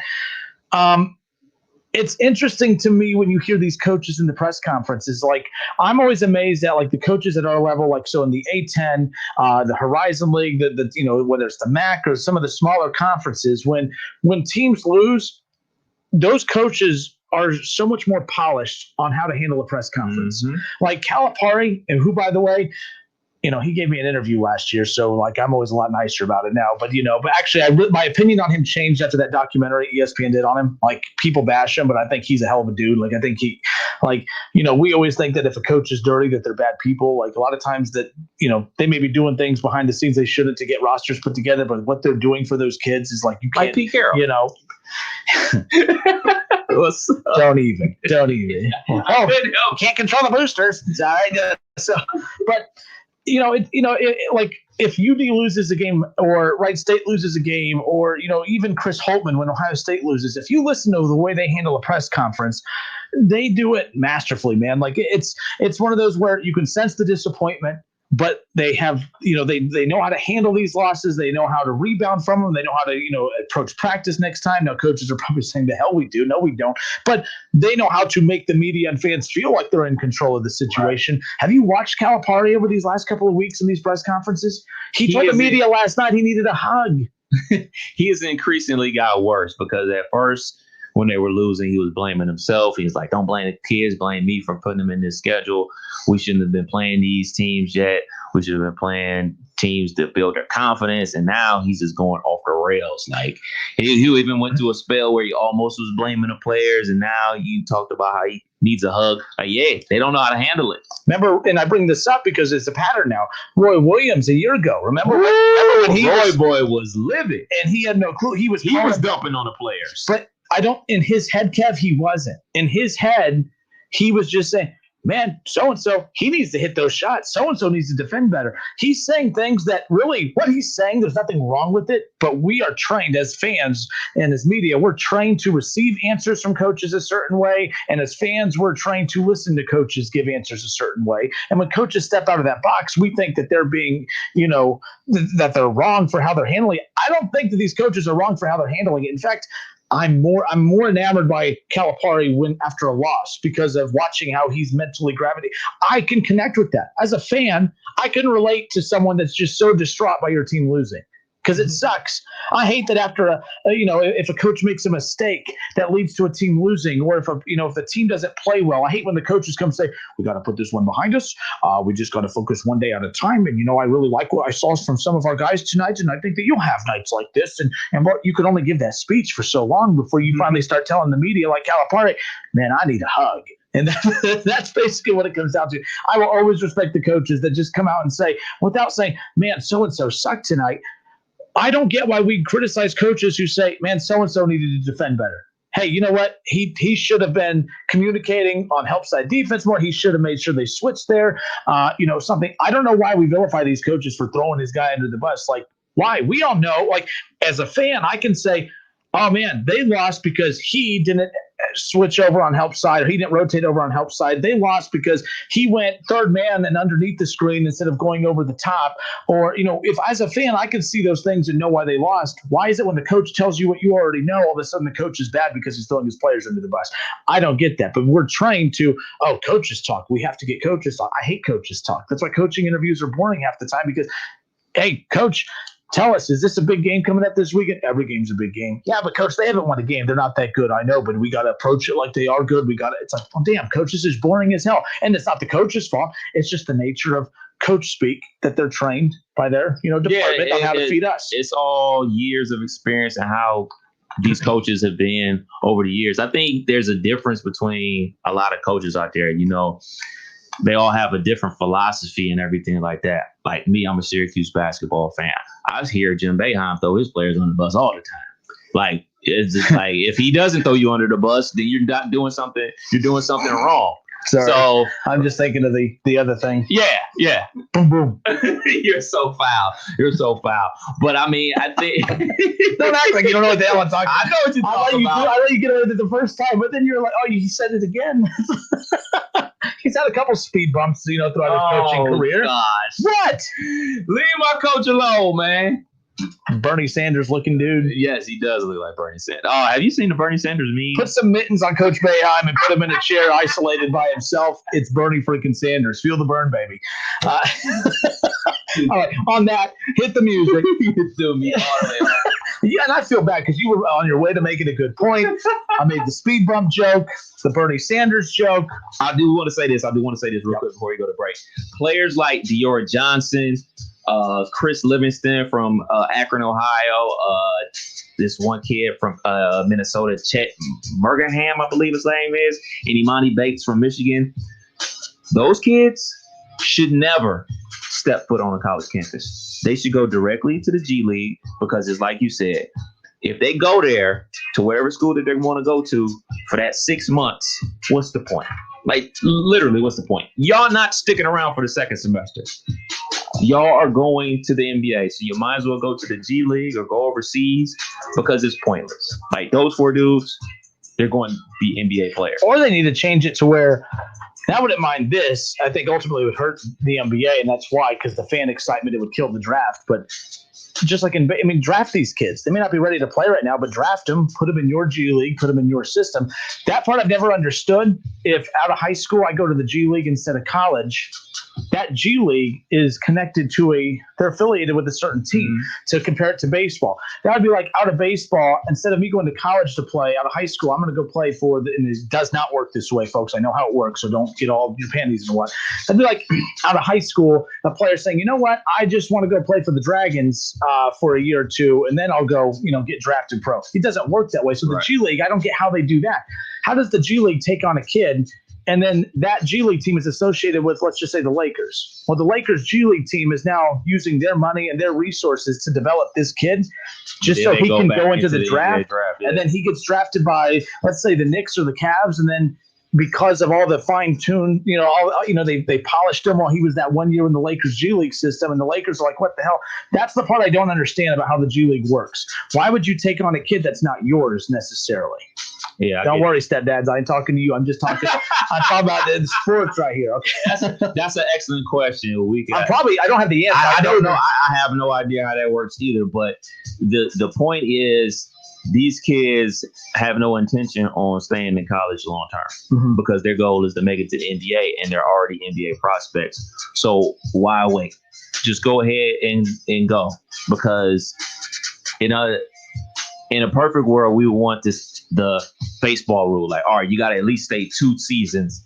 I would love that, because I think that will weed a lot of these things out. Like, all right, you're making a 2-year commitment to an institution. You help out everything. You're not only helping out the programs and TV, but you're also helping out yourself. I mean, let's be perfectly clear. When you go play for a coach like Coach K, everything like that, you're going to get some great hands-on training. Let's not act like Coach K isn't great at what he does. So you're going to get hands-on training, and the college experience is something that I think everybody could value from. If you come into the NBA, they're not going to just put the ball in your hands off the rip. You got to earn that opportunity. But if you're like the guy coming into college, you can make that impact immediately. Your impact is immediately on the court. It's not so much like that in the NBA. We're going to talk about it a little bit later. Colin Sexton and his breakout performance last night. It's on year 3. They had to wait 3 years to get this Colin Sexton. But guess what he was doing when he was at Alabama? Balling out from day one. So it's a lot of benefits to going to college and seeing something through, but that's the way it is. I would kill for an Avery Johnson soundbite explaining how good he was at Alabama. He had a lot of skills. I mean, I can listen to Avery Johnson talk for hours, being like, I love Avery Johnson. Like, where's he at now? Dang, where is Coach Johnson? I don't know. The last he was with was Alabama. I know, yeah. But he wasn't even the coach there towards the end. I mean, He was at Alabama when UD played Alabama. UD. Yeah. See what you did? You should have gone to break when I told you. You wouldn't have got in trouble right there. That was just a natural instinct. Now, let me ask you this, too, real quick before we go on this part. You know, we talk about Calipari and Krzyzewski and Roy Williams and these guys. If you think, who's a better basketball coach, those guys or a Anthony Grant or a Scott? I'm going to give – I think coaches in the mid-tier level are better coaches than the guys up top. How much coaching is Roy Williams and Calipari and Krzyzewski actually doing, Kev? If I had to give a guess, they're struggling now. But I think that's why. There's a reason that those teams aren't getting better. Those coaches are used to just throwing out the best talent in the world on the floor and making decisions of how to use them. What about developing? Or what about developing? I mean, Anthony Grant developed Obi Toppin. You know, he's helped these guys develop into a team and get better. I don't care. They lost to LaSalle, lost to Fordham. They've had bumps along the way, but look, they've put it behind them and they're winning on a winning streak now. They got VCU coming up this weekend. They got, so like I'm watching Scott Nagy and the adjustments he makes during games, and he'll even tell you if he makes a mistake. He admitted to making a mistake against Cleveland State last week when they lost at the buzzer. He was very adamant. That was on him.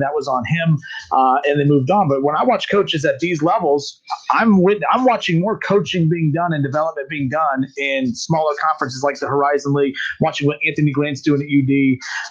Those guys are doing more coaching and developing. They're doing more work at their programs than I believe some of the bigger name coaches are. That's just me. I think, not saying they don't have a game by any means. That's not what I'm saying. But I believe Coach Nagy works a million times harder at Wright State than Coach K does at Duke. I think that Anthony Grant works a million times harder than Calipari does at Kentucky because they are coaching the game. They are teaching the game. And I'm not saying those guys aren't, but their jobs aren't that hard. You're getting a lot more polished products at your programs than what UD and what Wright State is. I think you're seeing two guys in our city here that actually coach the game versus just throw guys out and hope for the best. I agree. All right, send me the break. We'll be back in a moment. Don't go anywhere.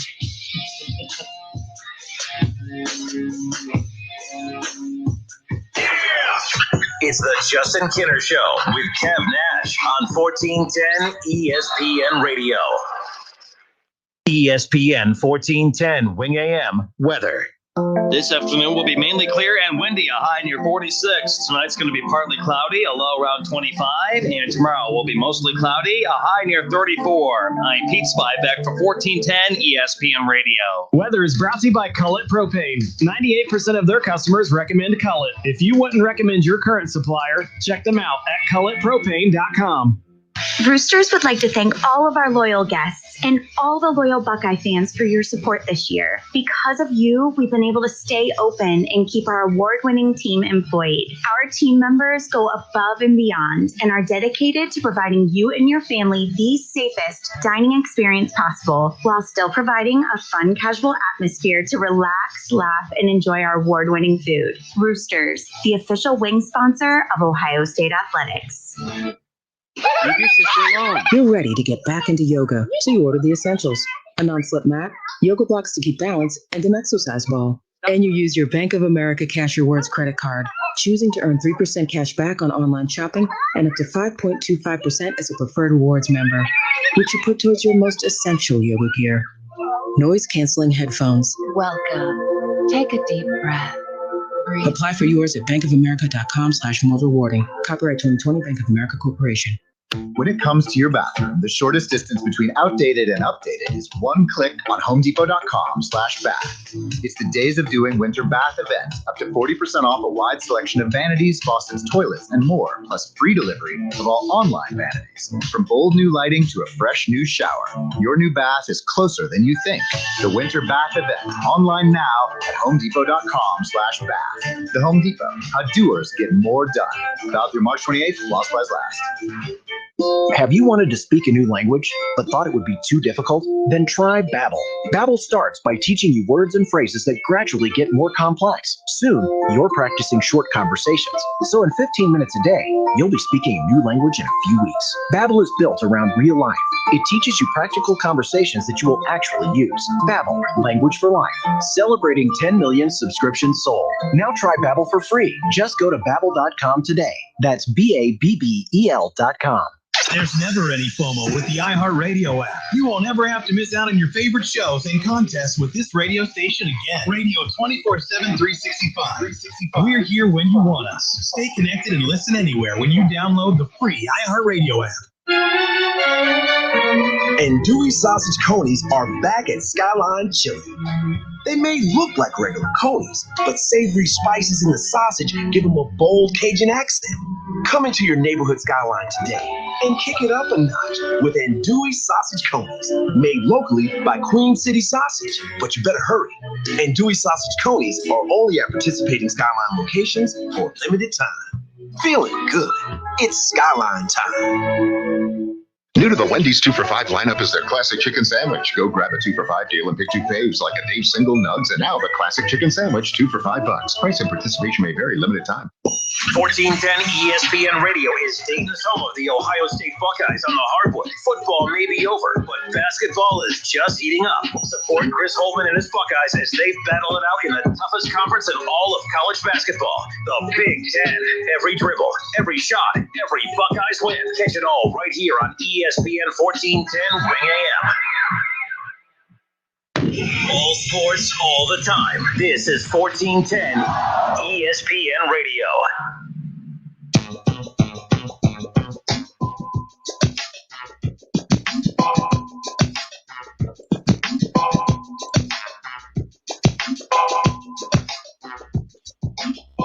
So we really need to discuss what is considered, and I put this on my Facebook page last weekend and totally forgot to get to it till now.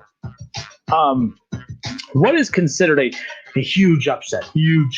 What's considered a huge upset in college basketball? Because Minnesota beat Michigan this past weekend. It was 75-57. Michigan was undefeated, and they lost their first game of the season against Minnesota. Michigan was ranked number 7 in the country. Minnesota was ranked number 23. Minnesota 23 beats number 7. And ESPN puts out like these little score alert, little sirens on in all capital letters. Huge upset. Minnesota beats Michigan. And I'm like, dude, like that's not a huge upset. We really need to iron out and define what a huge upset is, because this is look, when you look at Minnesota, they've beaten Michigan State. They've beaten Iowa this year. And that, to me, is considered a bigger upset than beating Michigan. Iowa's, although Michigan has less losses, I still think I'll take Iowa over Michigan at this point. Again, once you see more of Michigan, my opinion might change. But, they've beaten Michigan. They've beaten Ohio State. They've beaten Michigan State. They've beaten Iowa. And then when Minnesota beats Michigan this past weekend, everyone is losing their mind saying it's a huge upset. Michigan was undefeated at the time, right? Yes. Okay, that's probably why. But they're number 7 in the country. You're right. You beat an undefeated team. That's a big deal. Don't get me wrong. And I'm not trying to say it wasn't a big deal to beat Michigan. It was what that is to me is a good win. Mm-hmm. 2 top 25 teams going head to head. I don't look at one top 25 team beating another top 25 team and defining it as a huge upset. Right. Michigan, they lost the game. You do that in the Big Ten. It's the best conference in college basketball. They are stacked from top to bottom. I don't look at a Minnesota team, Kev, that again has beaten Iowa, that has beaten Michigan State, that's beat Ohio State, to now beat Michigan. I don't know how a team that's beaten all those good quality teams beats Michigan, and we're sitting here acting like they just slayed Goliath. Right. That's where I'm at. And then again, thought the argument was done. I put it on Facebook, and so many people defended it. It is a huge upset. It's a huge upset. I mean, Michigan's undefeated. Have you seen how good Michigan? I'm like, Michigan's good. They're good. They're good. I don't think that they're the number 1 team in the country, mainly because they're not the number 1 team in the country. Even while they are playing really good basketball. Don't get me wrong, Kev. But if you're undefeated and you're not even in the top 5 or 3, clearly there's enough people that are watching that program saying, okay, there's still some things that we're not sure of, and maybe by the end of the season, those things we're not sure of will be ironed out. But no, I don't look at that as being a huge upset, not by any means. No, it's definitely not a huge upset. Like when you lose to another ranked team, especially in college basketball, it's not a huge upset. Like a huge upset is, I don't even know who's the worst team in the Big Ten because everybody's so good. You know what I mean? So I guess Nebraska beating them, that would be a huge upset. Yeah, I mean, I don't get it. Again, my argument was in the beginning, it's just a good quality win. It's a good win. Yeah, you could say upset alert, but not huge upset alert. Yeah, and Shaw says beating Ohio State this year is not a big deal. It is. Ohio State's a good basketball team. What are you talking about? Like, yes, it's a good that is a good win. You beat Ohio State, that's a good win. Ohio State, like during the Chris Holtmann era with this team, I don't know who the hell they are. Mm-hmm. They will beat the best of the best one night, and then they'll lose the next night. Like, you can't get a good feel for who the heck they are.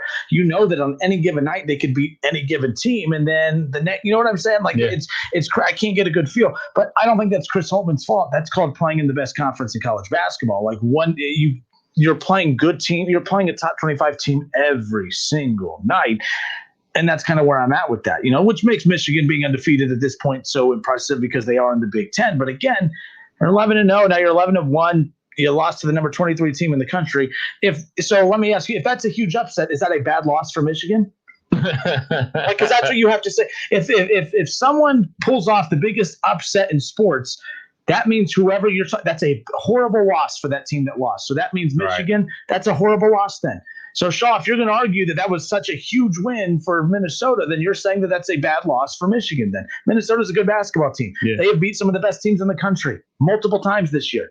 I have no clue why we're arguing that this is a humongous upset. It's just a good quality win. I think that we get super jaded with sports. Whenever somebody loses, it's the end of the world. And I just don't view it that way. I view it as a bump in the road, like we lost. Like, who was the last team to go undefeated in college basketball? Wasn't it like the Hoosiers back in like 82? Like, you're not going undefeated. Mm-hmm. Like, that's just not going to happen. And I mean, I was looking at something else, undefeated national champions in college football since the BCS college football era. You got the 2000 Florida State, 13 Florida State, 2 Bama teams, and a Clemson team, and a USC team in Texas. So it's 7. That's a hard thing to do. Like, you're not going undefeated. And okay, let's just say it was an upset. You know what? Great thing about college basketball, if you lose a regular season game, in all actuality, it don't matter. Because guess what? Michigan is still going to the tournament. They still got a chance to win the national championship. Like, I just don't view it that way. I don't get bent out of shape about these type of things, these quote unquote upset losses or whatever. And be perfectly clear, I agree with you. It's not an upset loss. It's just a loss. It's just a loss. It's not even a bad. Shaw said it's a bad loss. I'm like, it's not a bad loss.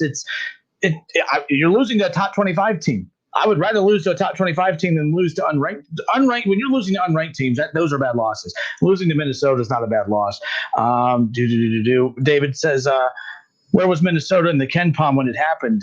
And Michigan the weekend before beat them by 25. And then he talks about how Michigan's number 3 in the Ken Palm. First of all, let's be clear.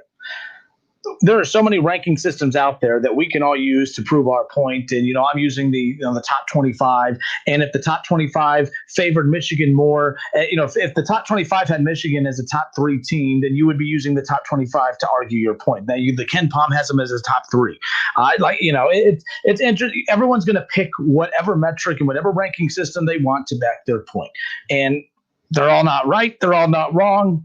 He thinks that's a bad loss. It's not a bad loss. I don't get that. Like, if you lost, he goes, I'm not bent out of shape about it, but it was a bad loss. If you lost to Penn State, Nebraska, Maryland, okay, those are bad losses. That's not a bad loss. Like, the Big Ten is a rock'em sock'em conference. Like, there's going to be a lot of quote unquote upsets, but just because it's an upset don't mean it's a bad loss. Like, I just don't. I can't even understand why somebody would view that way. Like, they're a ranked team in the toughest conference in college basketball.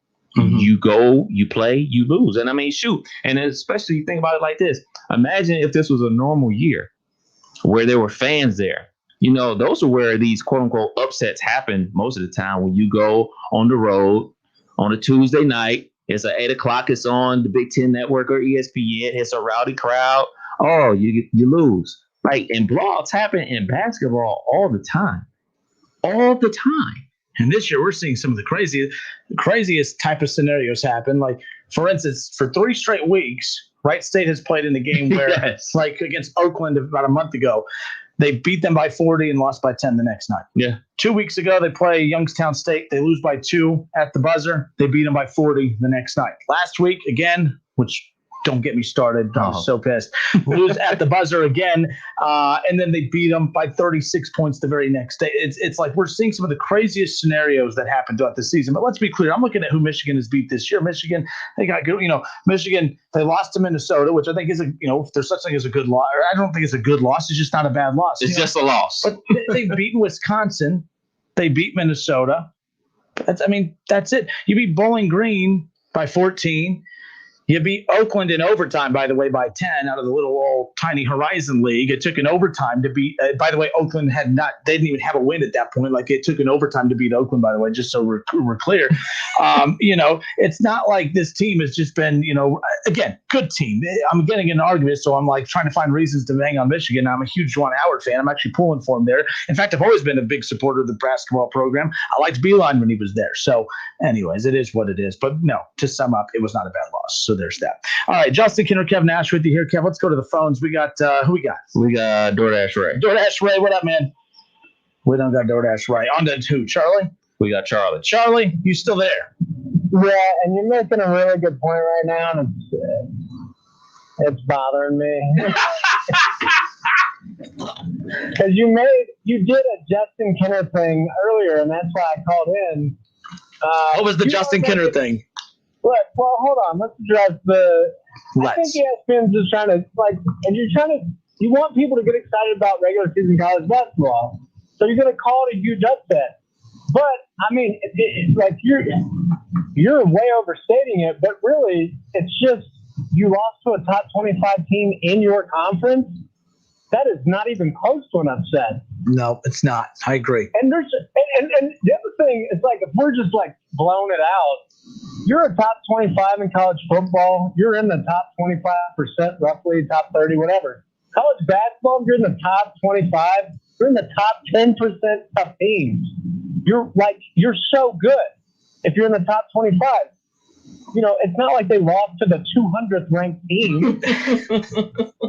You know what I'm saying? You lost to a Big Ten school who is also ranked. And so it's not even close to And by the way, Minnesota has better wins than they do on the season. So if we really, I can't believe we're sitting here talking Minnesota freaking basketball. I mean, this is why I miss football. I missed the Browns. I missed the Bengals, man. Like we're talking. Patino's son still coaching. Yeah. Mm-hmm. And it is basketball. And you're right. And it's just, there's so many games. You're just going to have a bad night. You're not going to get up. Anybody who's played sports, you just feel it in the air. You just have those flat. You just feel flat and you play flat. And you just have those games sometimes. Sometimes you can overcome it with talent. But sometimes, if you're playing a big opponent who is ranked and you come out flat, they will beat you. Ohio State football teams had to deal with that. But like Purdue, like when they lost to Purdue and Iowa, those teams weren't better than Ohio State. They were there was an off night. They were bad losses. But I never once felt, oh man, Purdue, they have a better team than Ohio State this year. No, Ohio State just didn't have it that night. Bottom line. Call me when Miami University beats Ohio State football. That's not set. You know what I'm saying? It's Big Ten talent is Big Ten talent. Some guys have better quarterbacks than others, but you're right. But let's get to the other thing, which is Kev Nash, take the wheel, take it from Justin's hand. Uh-oh. No hands. The fact that you do this to teams that you love. What I do? You want to talk about Wright State's so great and a coach is so great, and he is. But you're making an argument that some of the greatest college basketball coaches of all time aren't coaching or aren't good coaches just so you can point out that he is a good coach. No, I didn't say that they are not good coaches, but I think, I think that the coaches at this level have to work a lot harder than the coaches at those programs. It's a lot easier to throw out the best talent in the world on the floor. You think that those teams are making the same level of mistakes that are being made at this level? You think that they're working on the same things in practice that they do at that level? I don't think that they do. Let me ask you both this real quick. Is recruiting coaching? Yes. It's part of the job description, but I don't think they go hand in hand. The best coaches in the world are the ones that do both. Okay. Just You curious. have to put in the work. You have like Urban Meyer. People like he's just a good recruiter. It's like he already put in the work. Yeah, no. If you think that I'm like crapping on their career, like if you look at Calipari going back to UMass and even before that, and even his job at Memphis, I'm not saying that those guys have never put the work in, Charlie. I'm just saying that like right now, and again, they put that work in to get to this point to where it does just kind of, it self-propels a little bit, right? Like, I know what you're saying, but no, I'm not saying that those guys have never worked hard. I'm just saying right now, coaches at this level work a lot harder than the coaches at the top just from, the talent disparity. That's all. I think it's so much harder to coach at Duke than Wright State. Really? You have one and done guys who are superstars. Mm-hmm. And maybe during the regular season, you're right. But these guys are playing for Elite Eights and Final Fours and national championships. They have to be coached. That's why I think Calipari is not that great. But what is Duke doing that Calipari's not? They both have the same amount of national titles in this last decade. So what do you mean? I mean, Coach K he's just a better coach than Calipari. If that's what we're talking about. I'll give you that, but I don't think never mind. You just have this tendency. You bring out the worst in me, man. If you told me it was dark out right now, or if you told me it was daylight out now, I'm going to argue with you and tell you it's dark. That's just what you do. You get my blood pressure all up. I hate when you call, but I love when you call. Charlie, you drive me nuts. I thought we were on to something when you call in, and then you have to come at me, and Well, I'm using your argument against you. If you do not have to coach at that point, then you just sit back and let your stars do the work. Calipari should have more championships. Oh, I definitely think he should have more, but so should Coach K. Okay, so coaching matters. Okay. And I don't think Calipari is that great of a coach. And Maggie is a great coach. You don't have to dog other people in order to make your guy look good. I saw what you did the other day on Facebook. You were talking about how Wright State's ranked higher than UD and all these other teams.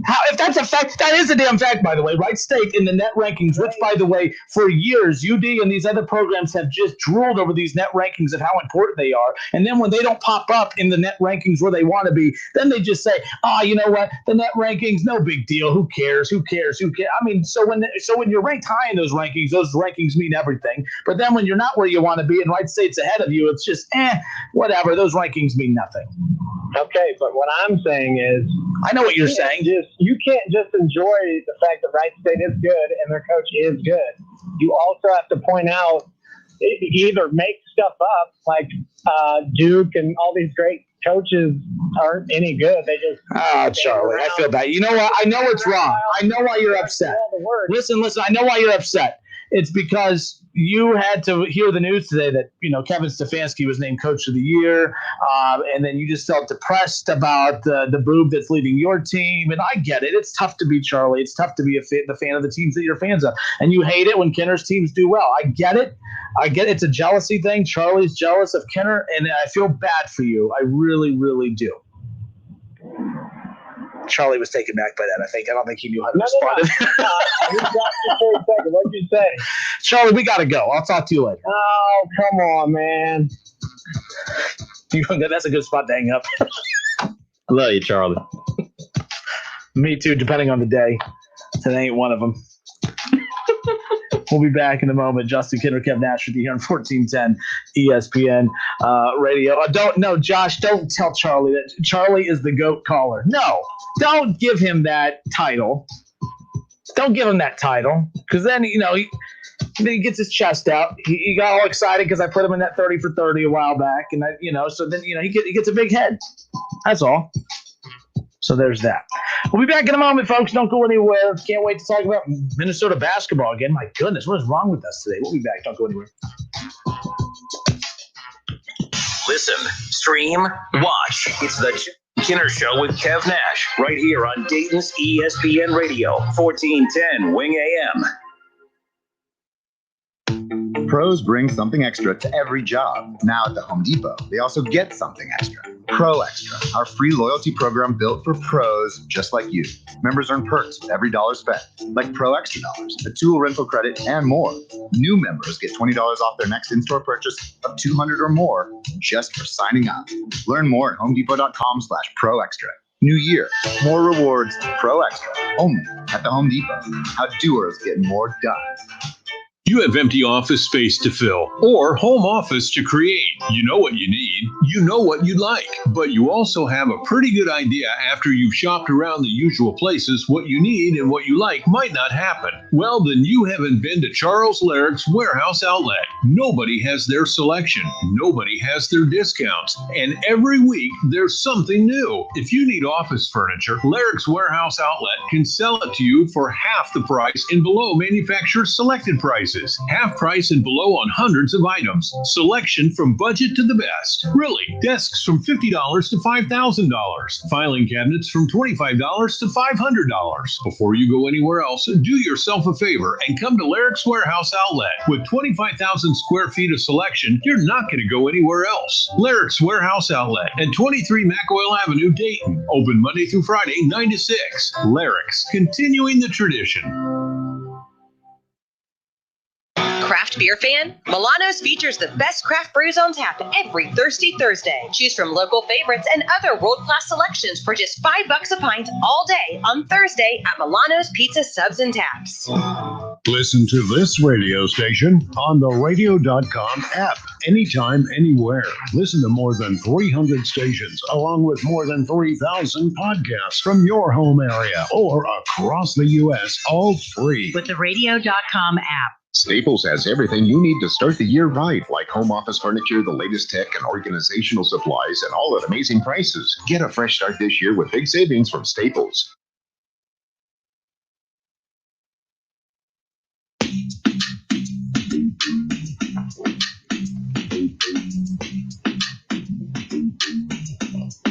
So a little bit of a weird news dump yesterday. The Pac-12 commissioner in Larry Scott is out.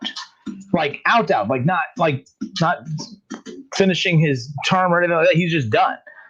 Get out. That's interesting. I mean, we've seen a lot of turnover. Adam Rittenberg with ESPN, heard him on the radio earlier today talking about how it's rare for these, commissioner jobs to open up in college sports. Like, these guys, when you get these jobs, they hold on to them. They don't like to get, you strive to get those positions. It's tough to get those positions. Like, it's tough to move up those rankings to get that job. So right now the Pac-12 is looking, to fill that vacancy, and a lot of interesting names, including one that'll interest Buckeye fans, Kev. Adam Rittenberg with ESPN, who we've had on the show multiple times, has talked about that the Pac-12 commissioner candidates that he has heard and been rumored: Ohio State athletic director Gene Smith, and then of course Oliver Luck is another name that has been brought up, as well as Greg Byrne, the athletic director at Alabama. Three of those names are interesting. All three of those names, two of those most, Alabama's athletic director definitely deserving. Gene Smith, I think, would do a fantastic job. Maybe that's just a Buckeye homer in me. I don't know enough about what these commissioners do just to tell you. I mean, I'm being a homer. I'm not going to lie. I don't have any strong opinion of to say Gene Smith will do a great job because X, Y, and Z. I just, I like Gene Smith and I follow the Buckeyes. So, of course, I think he'll do a great job, and Bama fans will think that their guy will do a great job. The Oliver Luck one interests me, though. If you don't know Oliver Luck, again, he's the one that actually Andrew Daddy.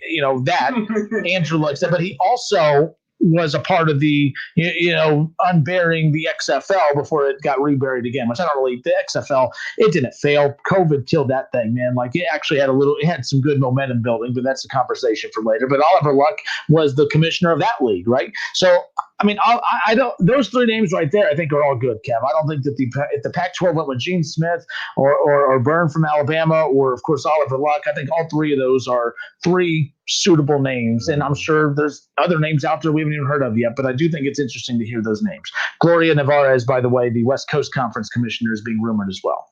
Yeah, some of the things the conference commissioners are known for is negotiating those deals between ESPN and CBS and Fox and everything like that to make sure their partners get paid as much money as possible. Like Jim Delaney, I believe he negotiated a contract with who was it, CBS or Fox, whichever one, $6 billion for like 10 years. You know what I'm saying? So that, and obviously he helped launch the Big Ten network. So those are the type of things that whoever takes over at the Pac-12, because Pac-12, they have a network, but do you have it on your cable provider? Because I don't. I have YouTube TV. I don't even have Fox Sports right now, which has nothing to do with this. I just realized that you last missed night. the game. Thank you. that you brought up the TV deal. I tweeted at YouTube TV last night. By the way, they had Fox Sports Ohio last year. That's the one reason I got YouTube TV was because I could watch the Reds and I could watch the Reds anywhere. I could watch them on my phone, on my iPad. I could watch them anywhere. I love YouTube TV. Then they got rid of it. Now they don't know. Then of course they tweet me back saying they don't know. They don't know if they'll have the Fox Sports regional networks back and blah blah blah. That's huge. So I went to go watch the Cavs and the Nets game last night and couldn't find it anywhere. I was ticked. I was fuming that they didn't have it. I have Fox Sports 1. I have all these random channels I don't give a rip about. I don't have Fox Sports Ohio. That's depressing. It has nothing to do with you're a baseball fan. Yep. So I got to find something for those of you out there. I mean, I use YouTube TV. I got it because it had Fox Sports Ohio. They no longer have it. I need something that has Fox Sports Ohio as we're entering baseball season. I'm just throwing that out there. So anyone can help. Hey, DoorDash Ray, what's up, man? How are you? Hey, what's going on today, guys? I was on like quite a long time earlier. I don't know what happened. Yeah, freaking Kev, man. It's always Kevin. It's always Kev. Kinder don't make mistakes. Now, I didn't look at the caller blinking the light for a while. I got distracted, with my hot takes and all. Oh, I understand. Hey, you can get a fire stick and pull all those games in. You know that, right? No, I don't break the law, my friend. We're on the radio here, man. We'll take this call off the air, my friend. Speaking of breaking the law, you're on a lot of hot topics today. A lot of good things. I mean, we're talking about, head coaches in football and Justin Fields and in baseball and basketball. The most interesting thing today is, unbelievably so, Joe Exotic did not get pardoned by that's what I was most disappointed about. I'm not going to lie. I mean, I was really disappointed he didn't get released, man. Think about that, man. That whole Joe Exotic, Tiger King stuff was almost a year ago. Oh, by the way, who's the other guy? I don't even remember the characters' names anymore. The guy at the very end of the documentary that steals everything from him. He got all his stuff taken away. Did he? Yeah. Yep. His last name is, I think it's Lowe. Yeah. There we go. There we go. Look at you coming in the clutch. Carol Baskin. That be Carol Baskin, man. and if you look at that list of people that Trump pardoned, dude, there was a guy on there that had an 836-year prison sentence. I got a question. We could talk Trump now, right? Because it's not politics anymore, right? He's just reality TV star now, so we can talk about him anyways. But because you broke a rule right there, I just want you to know. But, you get a pardon. How about that? Thank you. I appreciate it. Yeah. We can talk about that next week. There we go. No, but anyway, how it is, man. I love you guys, and I like to break up the monotony every now and then by throwing some useless knowledge out there. And poor Joe had that limo out there waiting on him, and he just didn't get it done. So other than that, I love you guys. We'll talk to you on the next time. Later. Adios, man. But yeah, I read that article the other day. I think I got his zoo taken away. Goodness gracious, man. Who was the other dude? He had the zoo, and he had the 9 wives and all that type of stuff. He looked like a dude that would have 9 wives. With the ponytail. Man, there was a certain point in that I'm like, this is all made up, right? Like that thing was real as real could be. I'm curious, did anyone of our listeners ever out in that area ever just go to that zoo without even realizing what they were getting themselves into? I'm just curious.